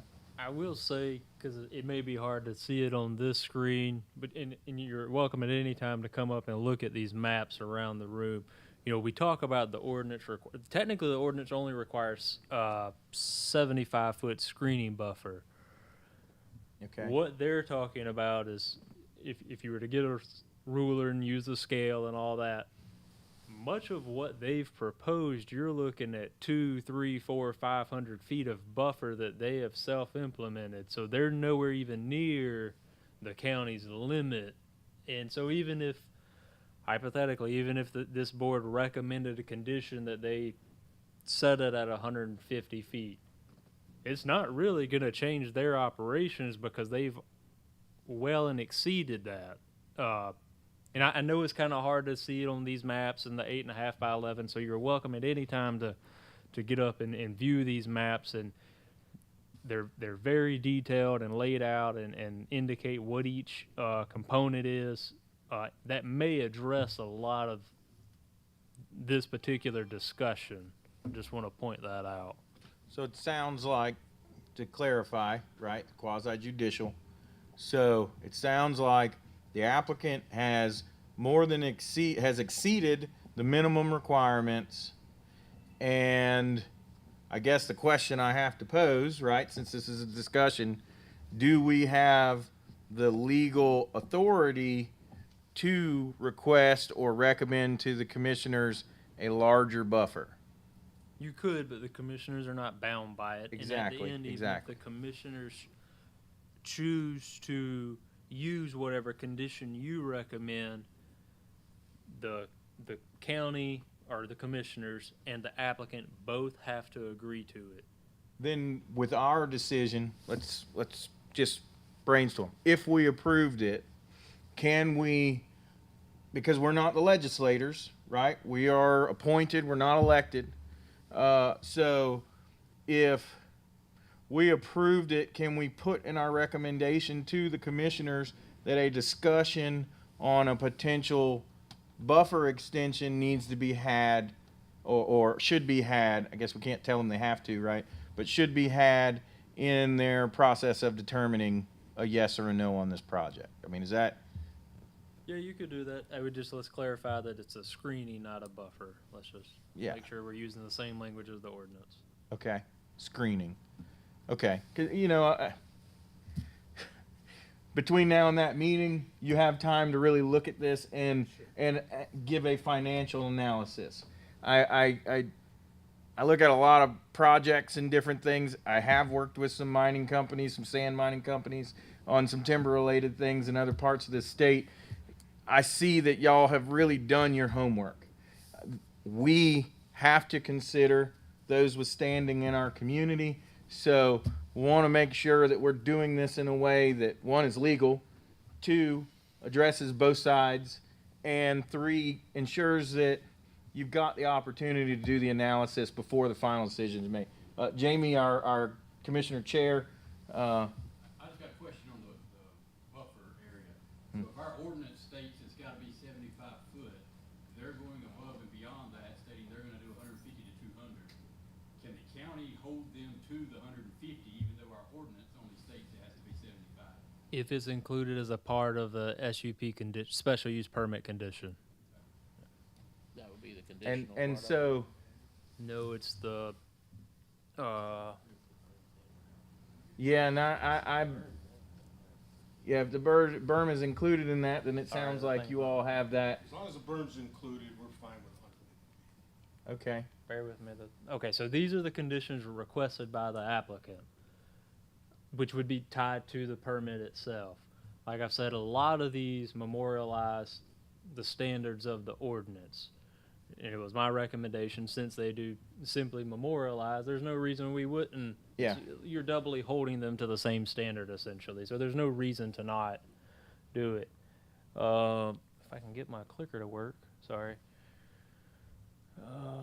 And you got to understand too, you are one of the first mines coming into the county since we have zoning. So we're trying to do our due diligence to make sure that we can go through this process wholeheartedly, make sure we give you, every opportunity in this, but set the precedent so that when future operations come, we aren't getting into something that gets us into court or anything like that.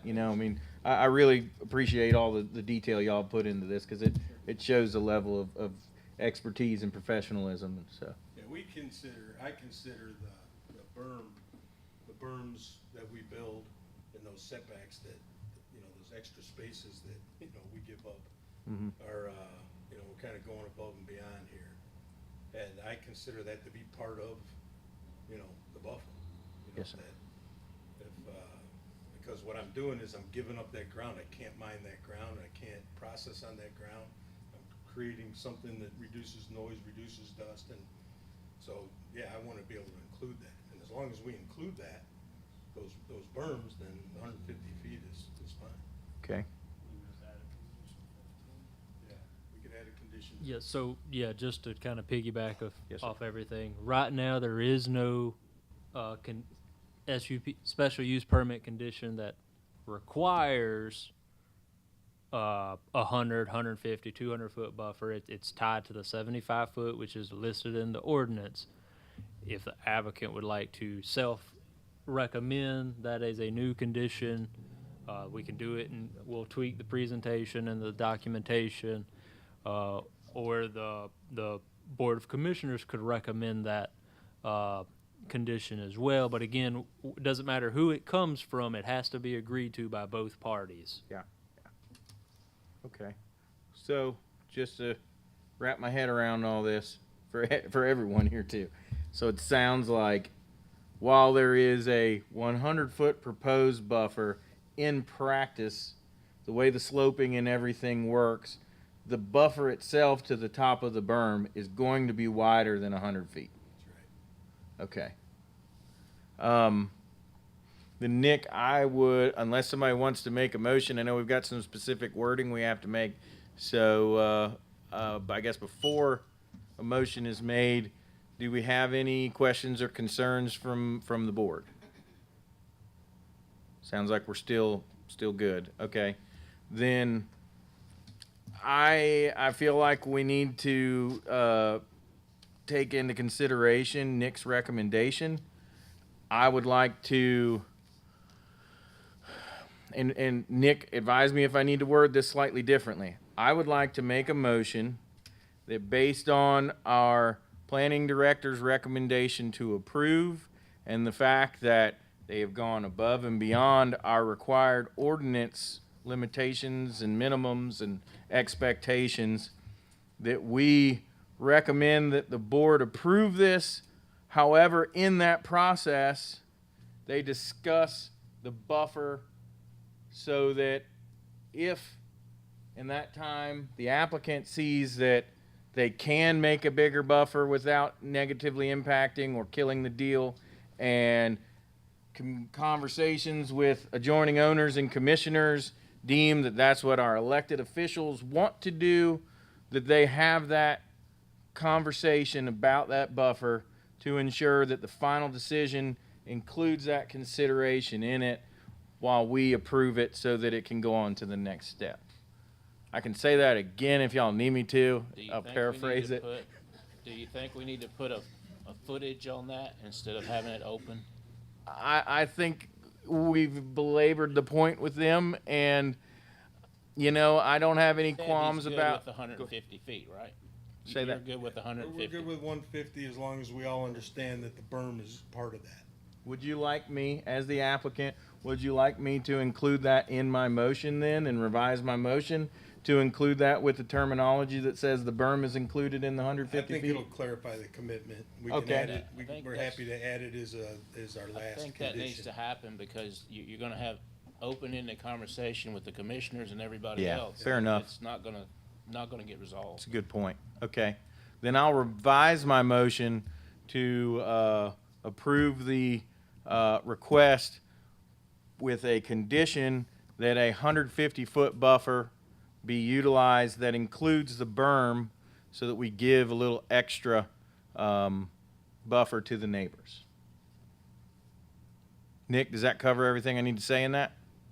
Yeah, I'm just thinking there's a section in the ordinance 6E for their legal team that's following along.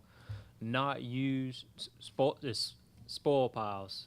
Subsection E says not used to satisfy screening requirements. However, I will say since we're already above and beyond, I'm thinking maybe we should word it so that we're clear. They still have to meet the 75-foot mature vegetation screening, provided that the other 75 feet is other mature vegetation or vegetated berms. Just to Okay. clarify. All right. I'm gonna try and just- restate you wanna- this one you wanna more time. amend- we don't want this tied up later. But, Yeah, fair enough. We want to make Is sure that- this is done that right. fair for you, John? Is that a fair Okay. statement? Same thing, just worded differently. Okay, so I'm gonna make it short and sweet if I can. Based on the testimony we have from the applicant and the direction or the recommendation from our planning director, I make a motion that we approve their request with a condition that a 150-foot buffer be utilized with an understanding that the minimum 75% mature vegetation buffer will be maintained, and the additional 75 feet of buffer can include a vegetated berm. That work? Okay, that's my motion. I'm sticking to it. I'll second that motion. I've got a second. Any further discussion? All those in favor say aye. Aye. Aye. Opposed likewise? It is approval. Really appreciate everyone coming in. Very much appreciate your interest in our county and your concern to the citizenry here. I wish you luck, and I hope that this is a wonderful thing for the community as a whole. Thank you. Y'all are welcome to stay, but I know y'all probably traveled, so you're welcome to, anyone that needs to go is welcome.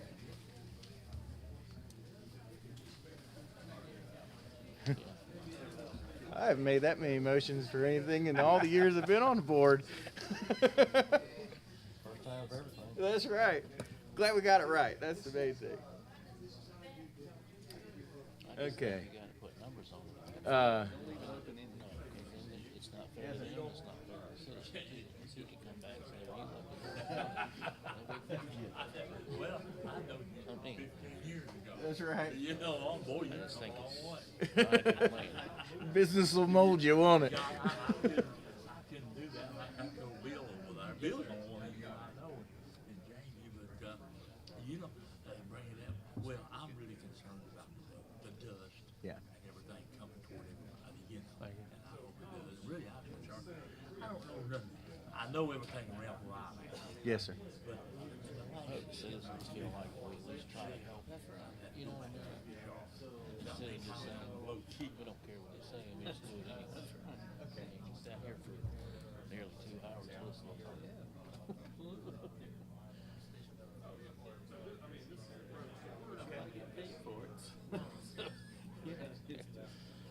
Yep. So we're going to take a 5-minute recess to let everybody clear out and talk and all, and then we'll come back for the other several things we have, and then we'll finally take a recess for the other variance request so we can get that handled next week if possible. All right. Thank you. Oh, no, you're welcome. So this is other items. So we've got 2 straight rezonings in different parts of the county, and then the other one is a variance request that. That's right. Yeah, we're done ain't with nowhere the, near the you. rock quarry part. Yes, sir. Right across the line. So.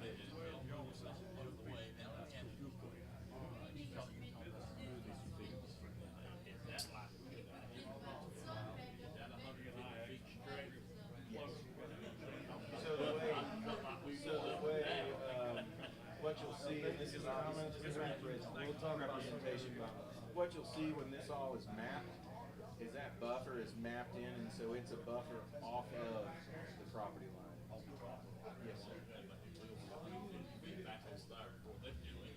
Well, it would be 75 feet before anything, and from that point, the berm can start going up. It'll be part of that buffer.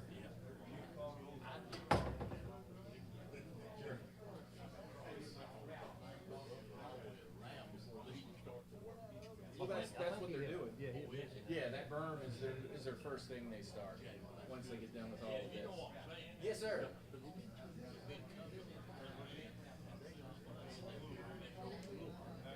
Thankfully, this particular sort of business is so highly regulated, and it's not like in the mountains, I would say, where it's big business. That's the only stuff in places, right?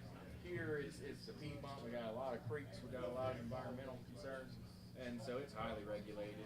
And I've been around a number of rock quarries over the years and sand quarries, and I was very pleasantly surprised with all of them that the water on the creeks creeks right, I mean, most of them have a creek right near them, right?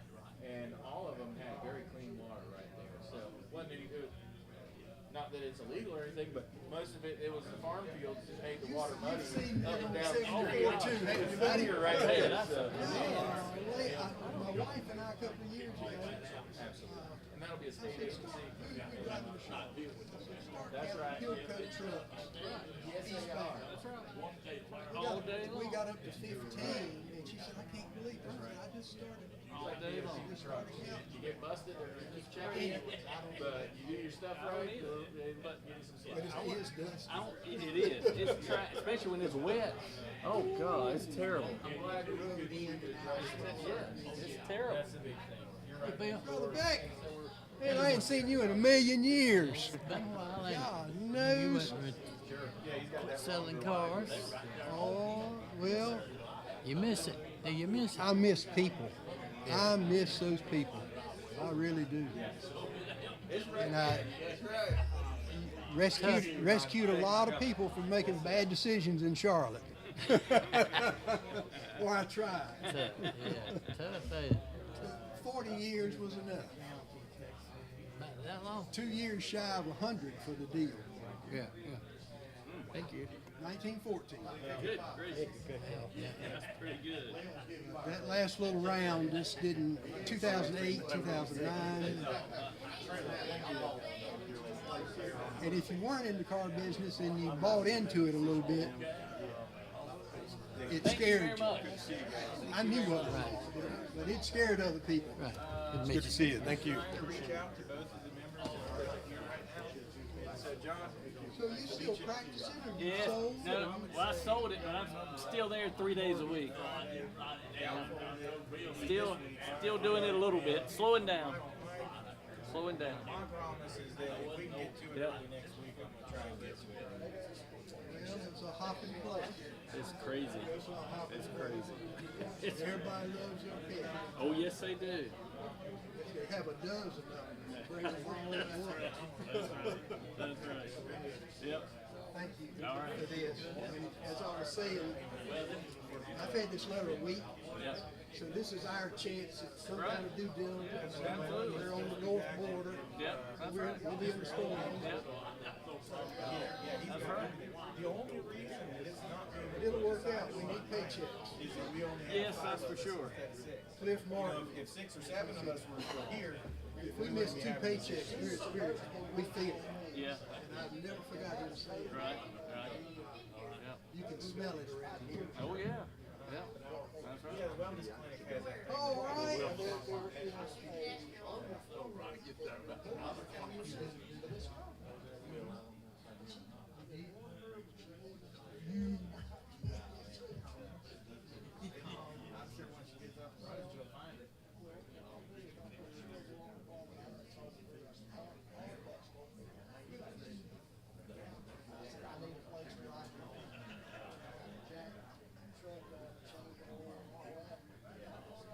I can't get a hold of them, so Melanie or Bishop Ellery. I think the sheriff's going on vacation. Yeah, I've texted them and called them. Good job, bud. Yeah, I think She went on vacation. Yeah, she told us she wasn't gonna be here. Yeah. We did ours, you did yours.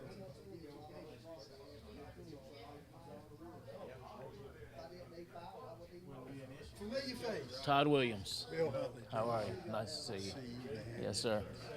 Appreciate Thank you for coming. Appreciate you sitting Yes, sir. here, Well, I hope, sifting through I it. hope the citizens realize that we're trying to do what's best for the whole county. I think we want to be good neighbors too. Yeah. We will get together and, We were raised. Yeah. reach out Oh, to yeah. you also. That's exactly right. So hopefully it works out for everybody and there'll be some jobs.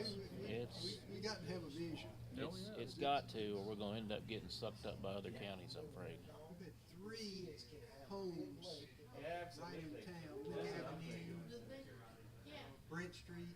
yeah, 'cause I keep looking. 3 homes sold 2 weeks ago, and they came from Charlotte. No, but, They're young. Yeah. we've been on different. Yeah. That bypass has helped a lot of people moving out this way. And I remember hearing somebody say, I'll never pay money to drive on that road. Oh, I will, every I'll time. pay more to drive on I that don't road believe if it. the church That's will right. charge more. Yes, sir. Stay out of Monroe. Yep. Oh, well, it depends on if they hear it. I'll have a good You too, thank you, sir. Yeah.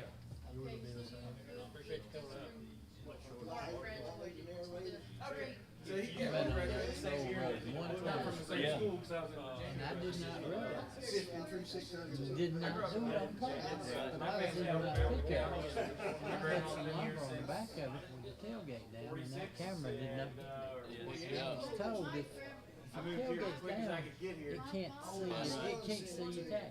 So, I mean, I didn't do it on purpose. So you got a free ride. Yeah. $3 or something, I guess I saved, I don't know. Right. To me, the property taxes that we pay on our automobiles, we shouldn't have to pay toll. You should not. I know, You should yeah, not. I Every know. time You go get your tag. But you know, they must pay a lot of money for upkeep. Every time you go up there, they do mulch or they plant and stuff. You know, I heard that the one on 77 going through, Yeah, that's right. County, In Redfern's and that old don't Nimrod get Redfern's the son state like goes him. to the It was way on back, funny name, but hey, I'm not naming my kids that. Goes to a Spanish company somewhere. They were saying it on the news about 2 weeks ago. So, That's why, because it's we'll sometimes recess it's this $5 particular to go one from in one quasi exit to the judicial, next Nick, based or do on we need to the wait? traffic. Alright. The people were complaining about it, so they started looking into it. It's like, well, it doesn't Bring go to to the order, you know.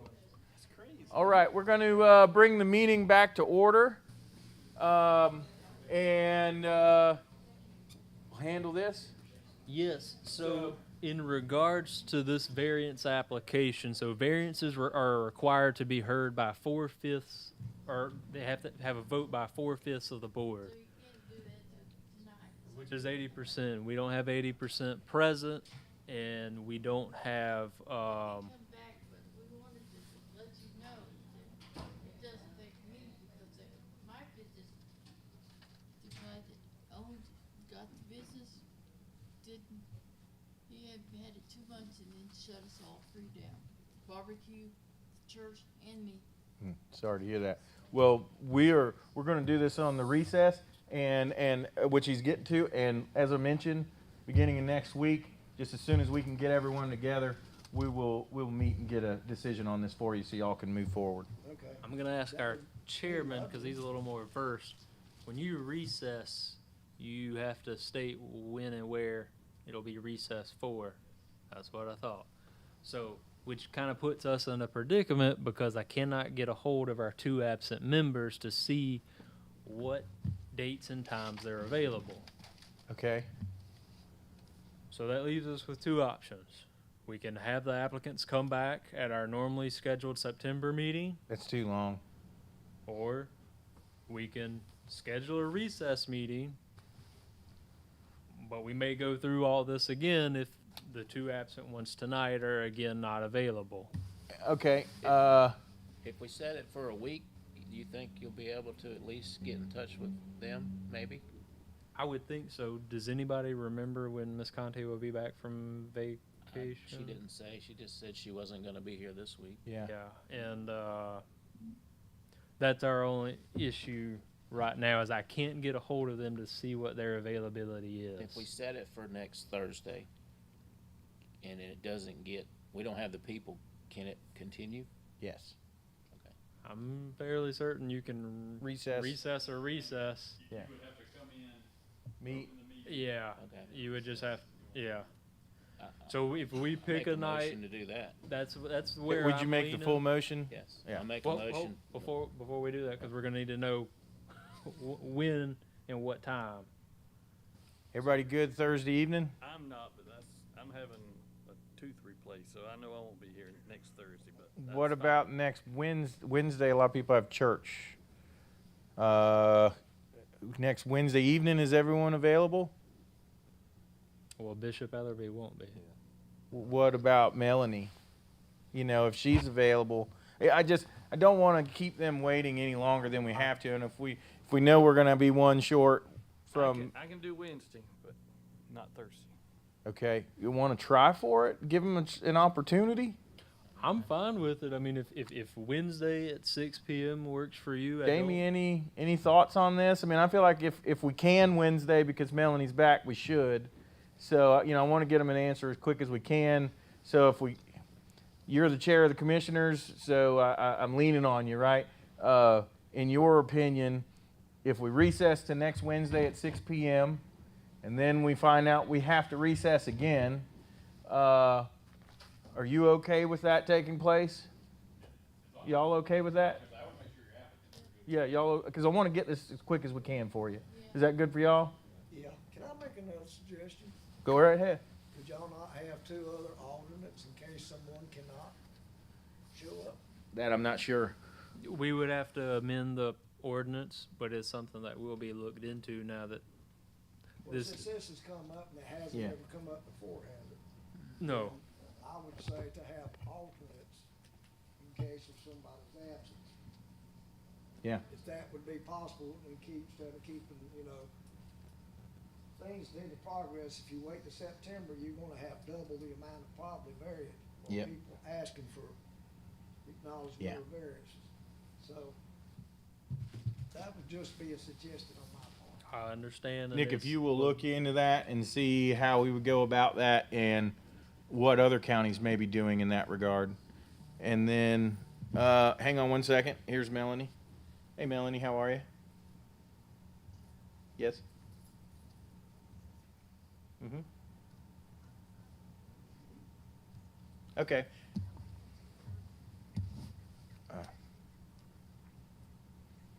Okay. She said that she had surgery, and as long as her doctor clears her tomorrow, she can do Wednesday. So, Okay. thank you very much for calling in. Wednesday Yeah. at 6 Prayers suit to a everyone. quick recovery for you. See you. Okay, so And it doesn't motion have to for be Wednesday 6, at I mean- 6 p.m. May need to check with a bishop. I don't think I can. Well, if Melanie's here, I don't think I can be. you can't be here. I can Thursday, but Can Thursday. You can move it to Tuesday. Can't do Tuesdays with commissioner meeting. Commissioner. Yeah. No, wait. No, I'm sorry. Yep. Getting my calendars mixed up. I'm not. I can do Tuesday. Okay, let me call Melanie back real quick and ask her. Oh, I'm seeing text messages. Okay, let me call her. Sorry for everyone watching. We want to be thorough and make sure we give these folks decision as quick as we can.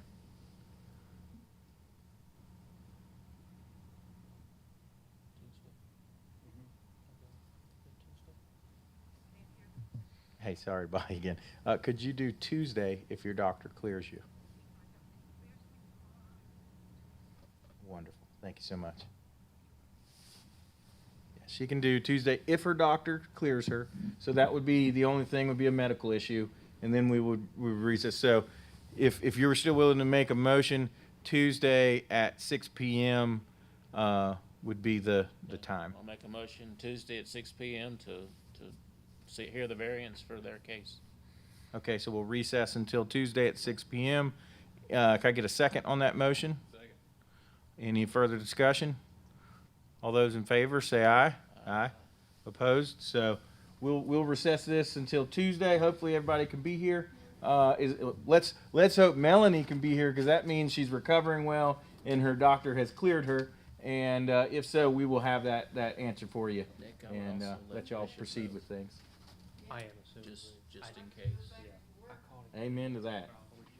Thank y'all for coming and thank you for taking the time to wait and discuss this with us. She just said Tuesday at 6. Yeah, I'm interested in looking for the, county commissioner and stuff, but I hadn't been there since when I had the stroke, so. Amen.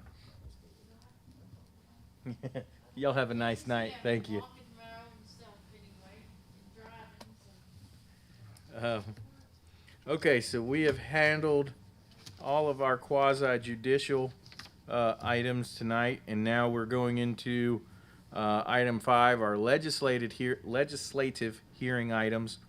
The first one is a zoning map amendment for straight rezoning.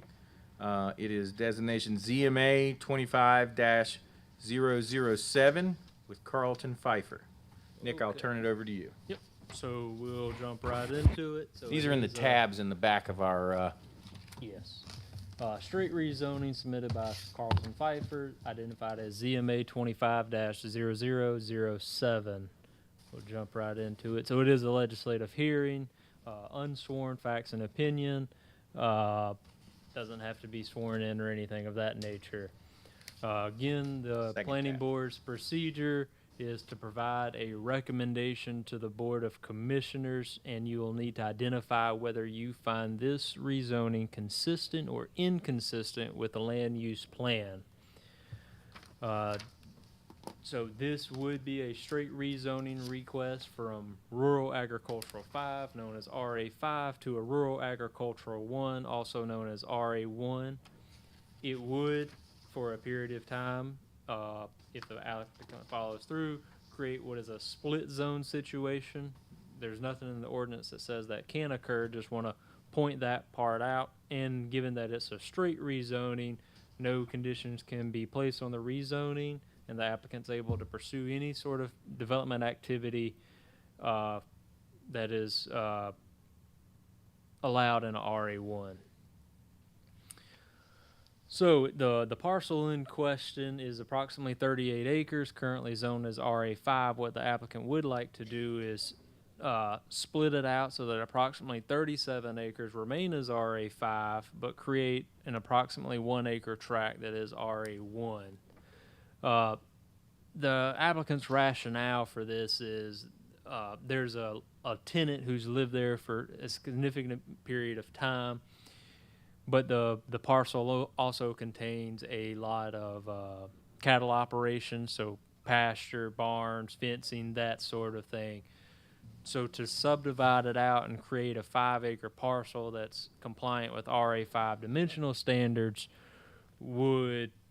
there's no way to do it in a 5 acre site given the layout of the land.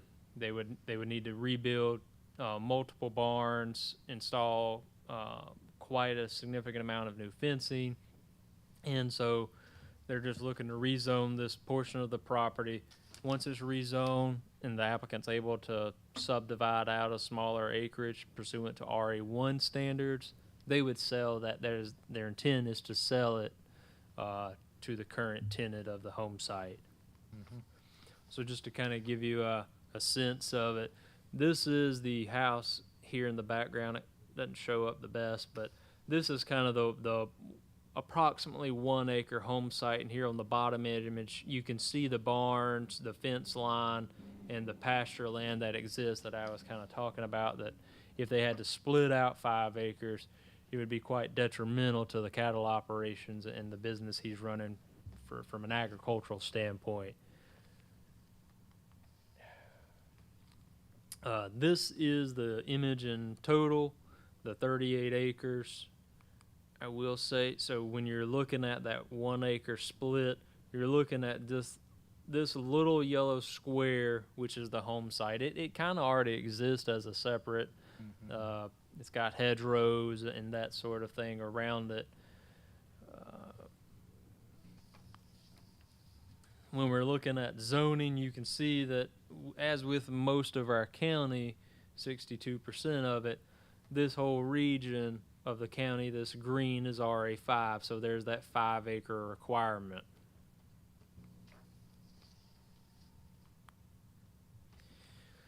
Kind of alluded to a lot of this already, but in terms of existing land uses and development, most of the acreage is associated with the cattle operation, so it's either pasture or barns or fence line or things of that nature. But there is the home site, which contains the home and any sort of accessory structures that are associated with it.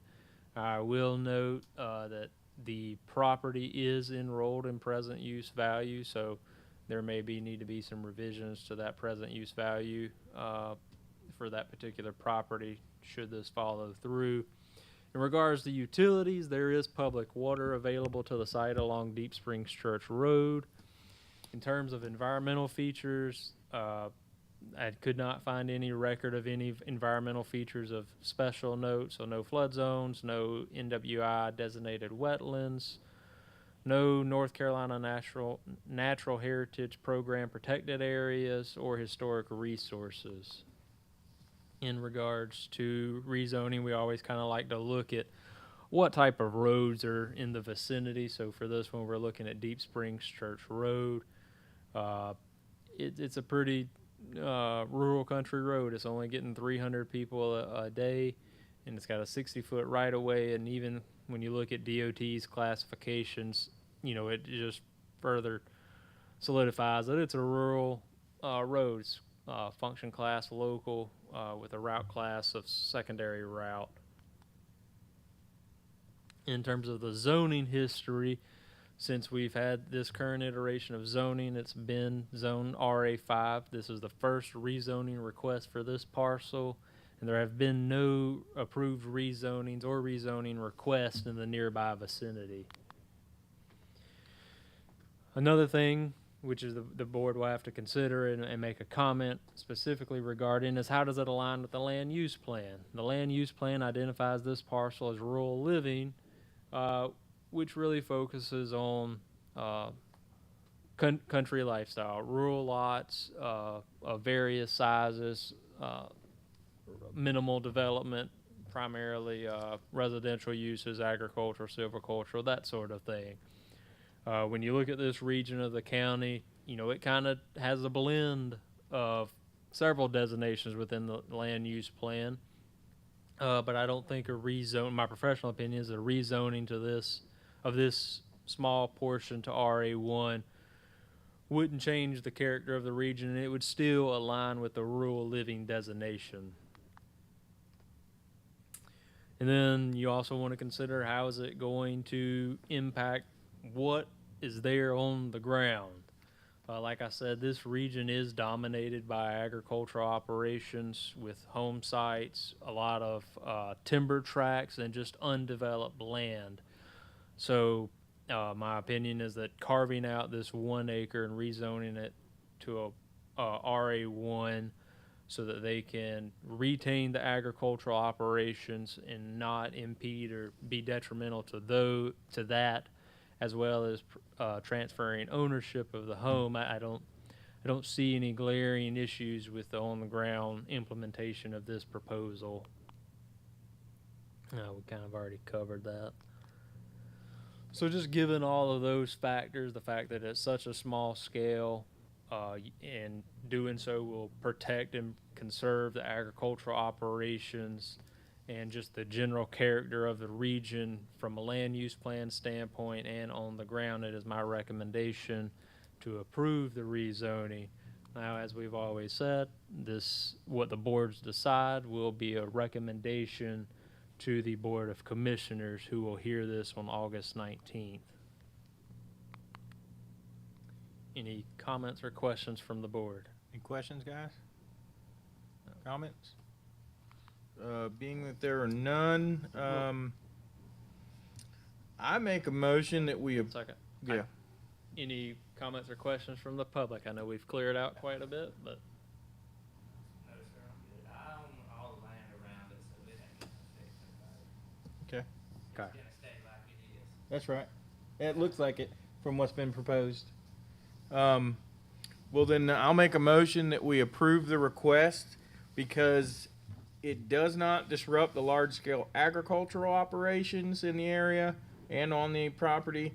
Actually makes it better for the change, and it promotes home ownership as well as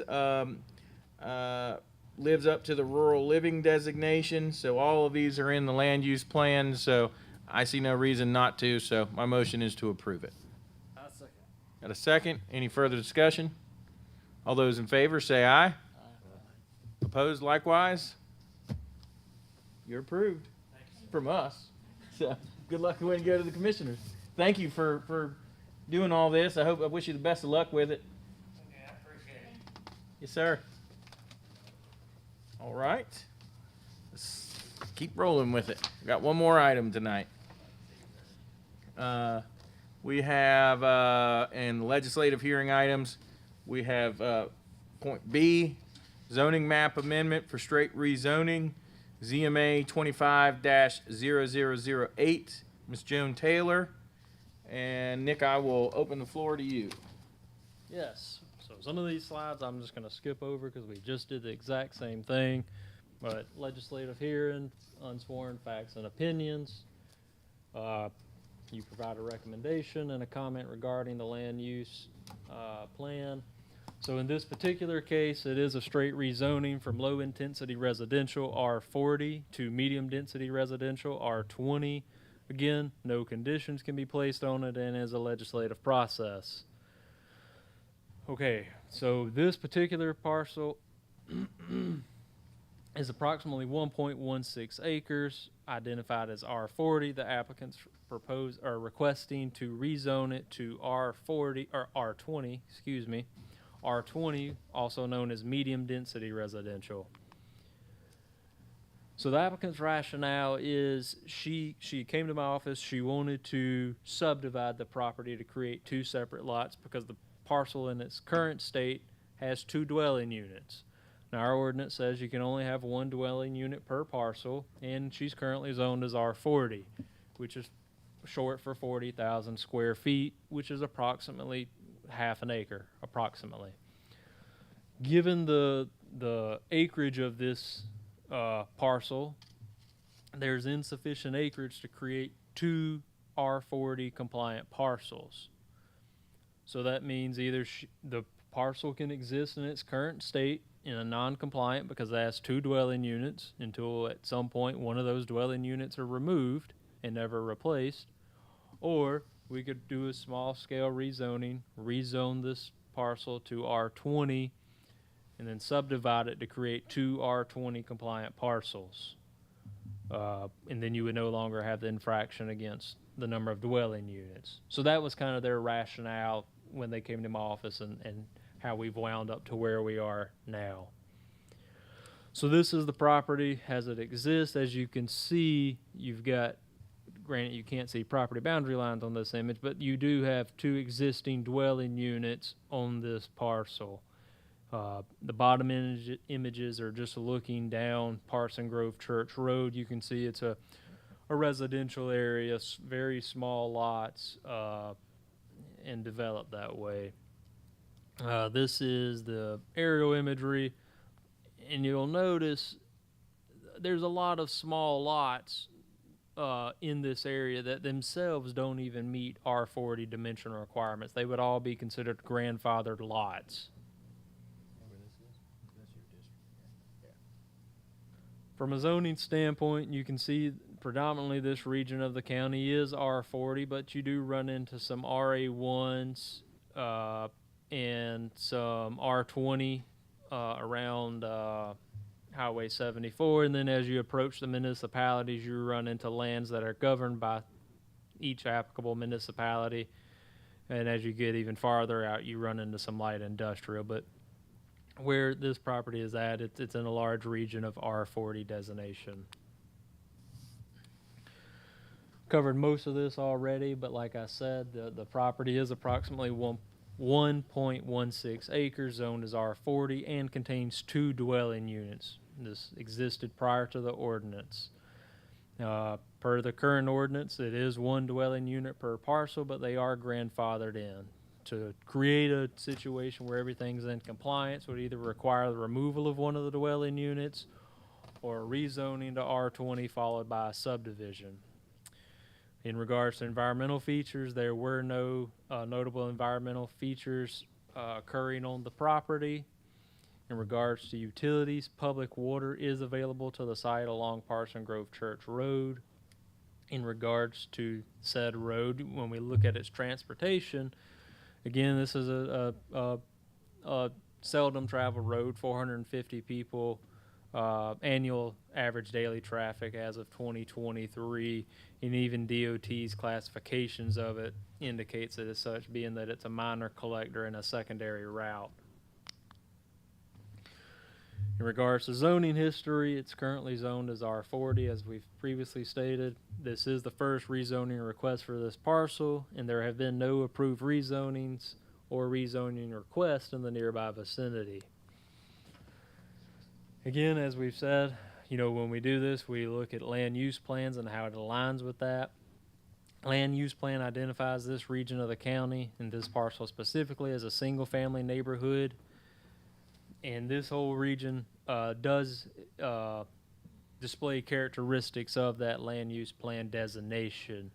Rezoning from an R40 to an R20 would still continue to align with this land use plan designation, which focuses on small lot sizes, single-family homes, and accessory structures, thing of that nature.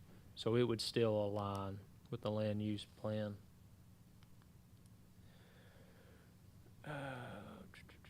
One other thing, like I've touched on briefly, like I said, this, and you can, it's kind of tough to see maybe on the imagery, but you can see along Parson Grove Church Road and even in some of the other nearby roads, even though this area is zoned as R40, most of these parcels don't even comply with that designation, so they would all be considered grandfathered in.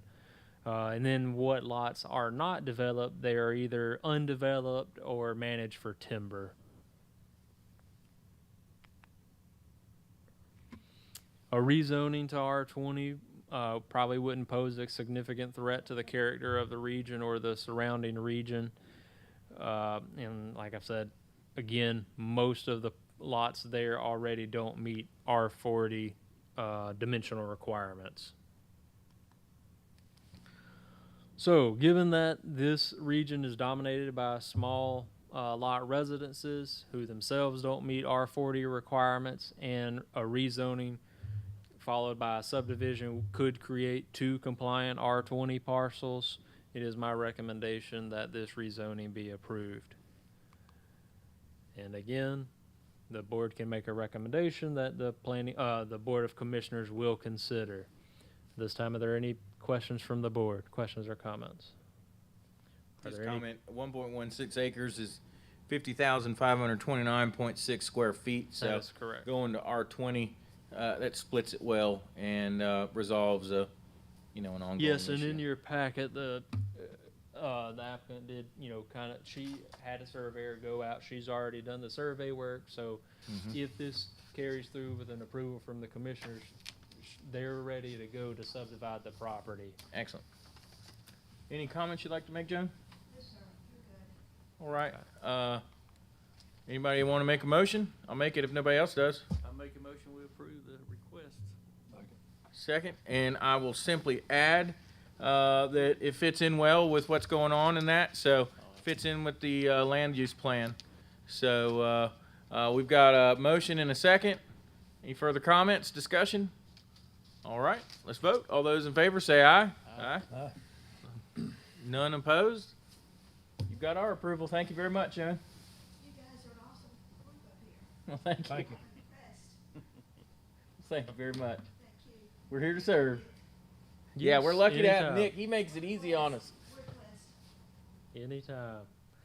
So, I know I had some other people reach out saying that, they wanted to come make public comments on separate matters that did not pertain to any of the scheduled public hearings, but I don't see them in the audience. So at your pleasure, we can move on from item 6. Okay.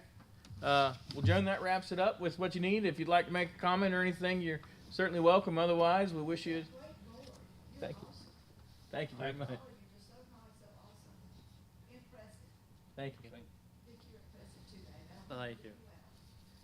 I'll speak to you soon. Thank you. With the public comments, those folks are not here this evening at this point. So we'll move on to item 7. Do we have any other reports or matters of discussion? Doesn't seem like it. So if we'll just remember, we set it as Tuesday. Yes, Tuesday. Tuesday at 6 p.m. We'll meet back in here to come back in from recess on, let me get the names right, Stephen Turner's request. I got And a question before we close. yeah, so that's just one thing to keep in mind, Marty. Like when we do public comment, can we tie people to 3 minutes like the commissioners do? Because I know tonight a lot of folks went long. Yeah. And that's why it's Oh. 8:40. On legislative, you can, but not quasi-judicial. Okay. Now, if because quasi judicial has to be tied to facts and evidence and that thing, if they start going off into the weeds or it's not factually based, the chairman can ring them in, but they can go as long as they want. And maybe the thing we try to do on that, because if they have standing, they can talk as long as they want. But if they don't have standing, then we can limit them, And right? that's why all my public notices, and I try and remind everybody, Yeah. if you have standing, you're allowed to speak. If you don't have standing, you're heard at the pleasure of the board, whether it be this board or the commissioners. Well, I think we'll all agree. This is a forum for folks to express their concerns. So if we run into something where we have a lot without standing, then I would say that would be a good kind of general policy, is to bring in the 3-minute rule so that we keep the focus of the time on those that legally have standing to speak. And we could always, if it's the board's, you have the right, if someone comes up and you're like, I don't think they live nearby or they don't have expertise in that area, you can question their standing. Okay. And if we want, we can always have the persons with standing present or make comments first. I think that would be wise for them to followed go by first. non-standing. So that, just in trying to keep it all together, the standing needs to be up on the front side, and then we can hear some other concerns, but the decision is made on the facts from those who have standing. Okay. In tonight's case, because I had calls and conversations with most of them, I knew they were all the budding property owners, so I knew they all had standing. Yeah. And they all said they were joining. Majority of the time, that's gonna be the one that's got the most interest in That's correct. the Yeah. permit. It's hard to, I would say, from the training that we did with School of Government, it is difficult if you are not an adjoining property owner to prove standing. Right. And even as an adjoining property owner, there are limitations that technically, in a heated debate on it, not all adjoining property owners can prove standing unless they, and I'm partly saying this for the crowd so you understand, unless there are expert testimony that have been hired on your behalf to prove that you will have a detriment, a financial detriment more than anything, to your property or something about your property or business so that you can prove you have standing. Otherwise, it is limited by what the legal ramifications are and the structures of how that's set up. And thankfully, we got Nick to help guide us on this so that we can, we want to hear everyone in the audience. We want to give you your voice on certain things, as you've seen as we've gone through these processes. Some things are the process is different than others. So, we've got everything. So I'll take a motion to adjourn. Recess. Recess. Motion to recess until Tuesday at 6 p.m. Second. At All the right. same boardroom 209 of the Anson County Government Center. Yes, sir. For those listening. Thank you. We are recessed. Prayers to quick recovery, Melanie.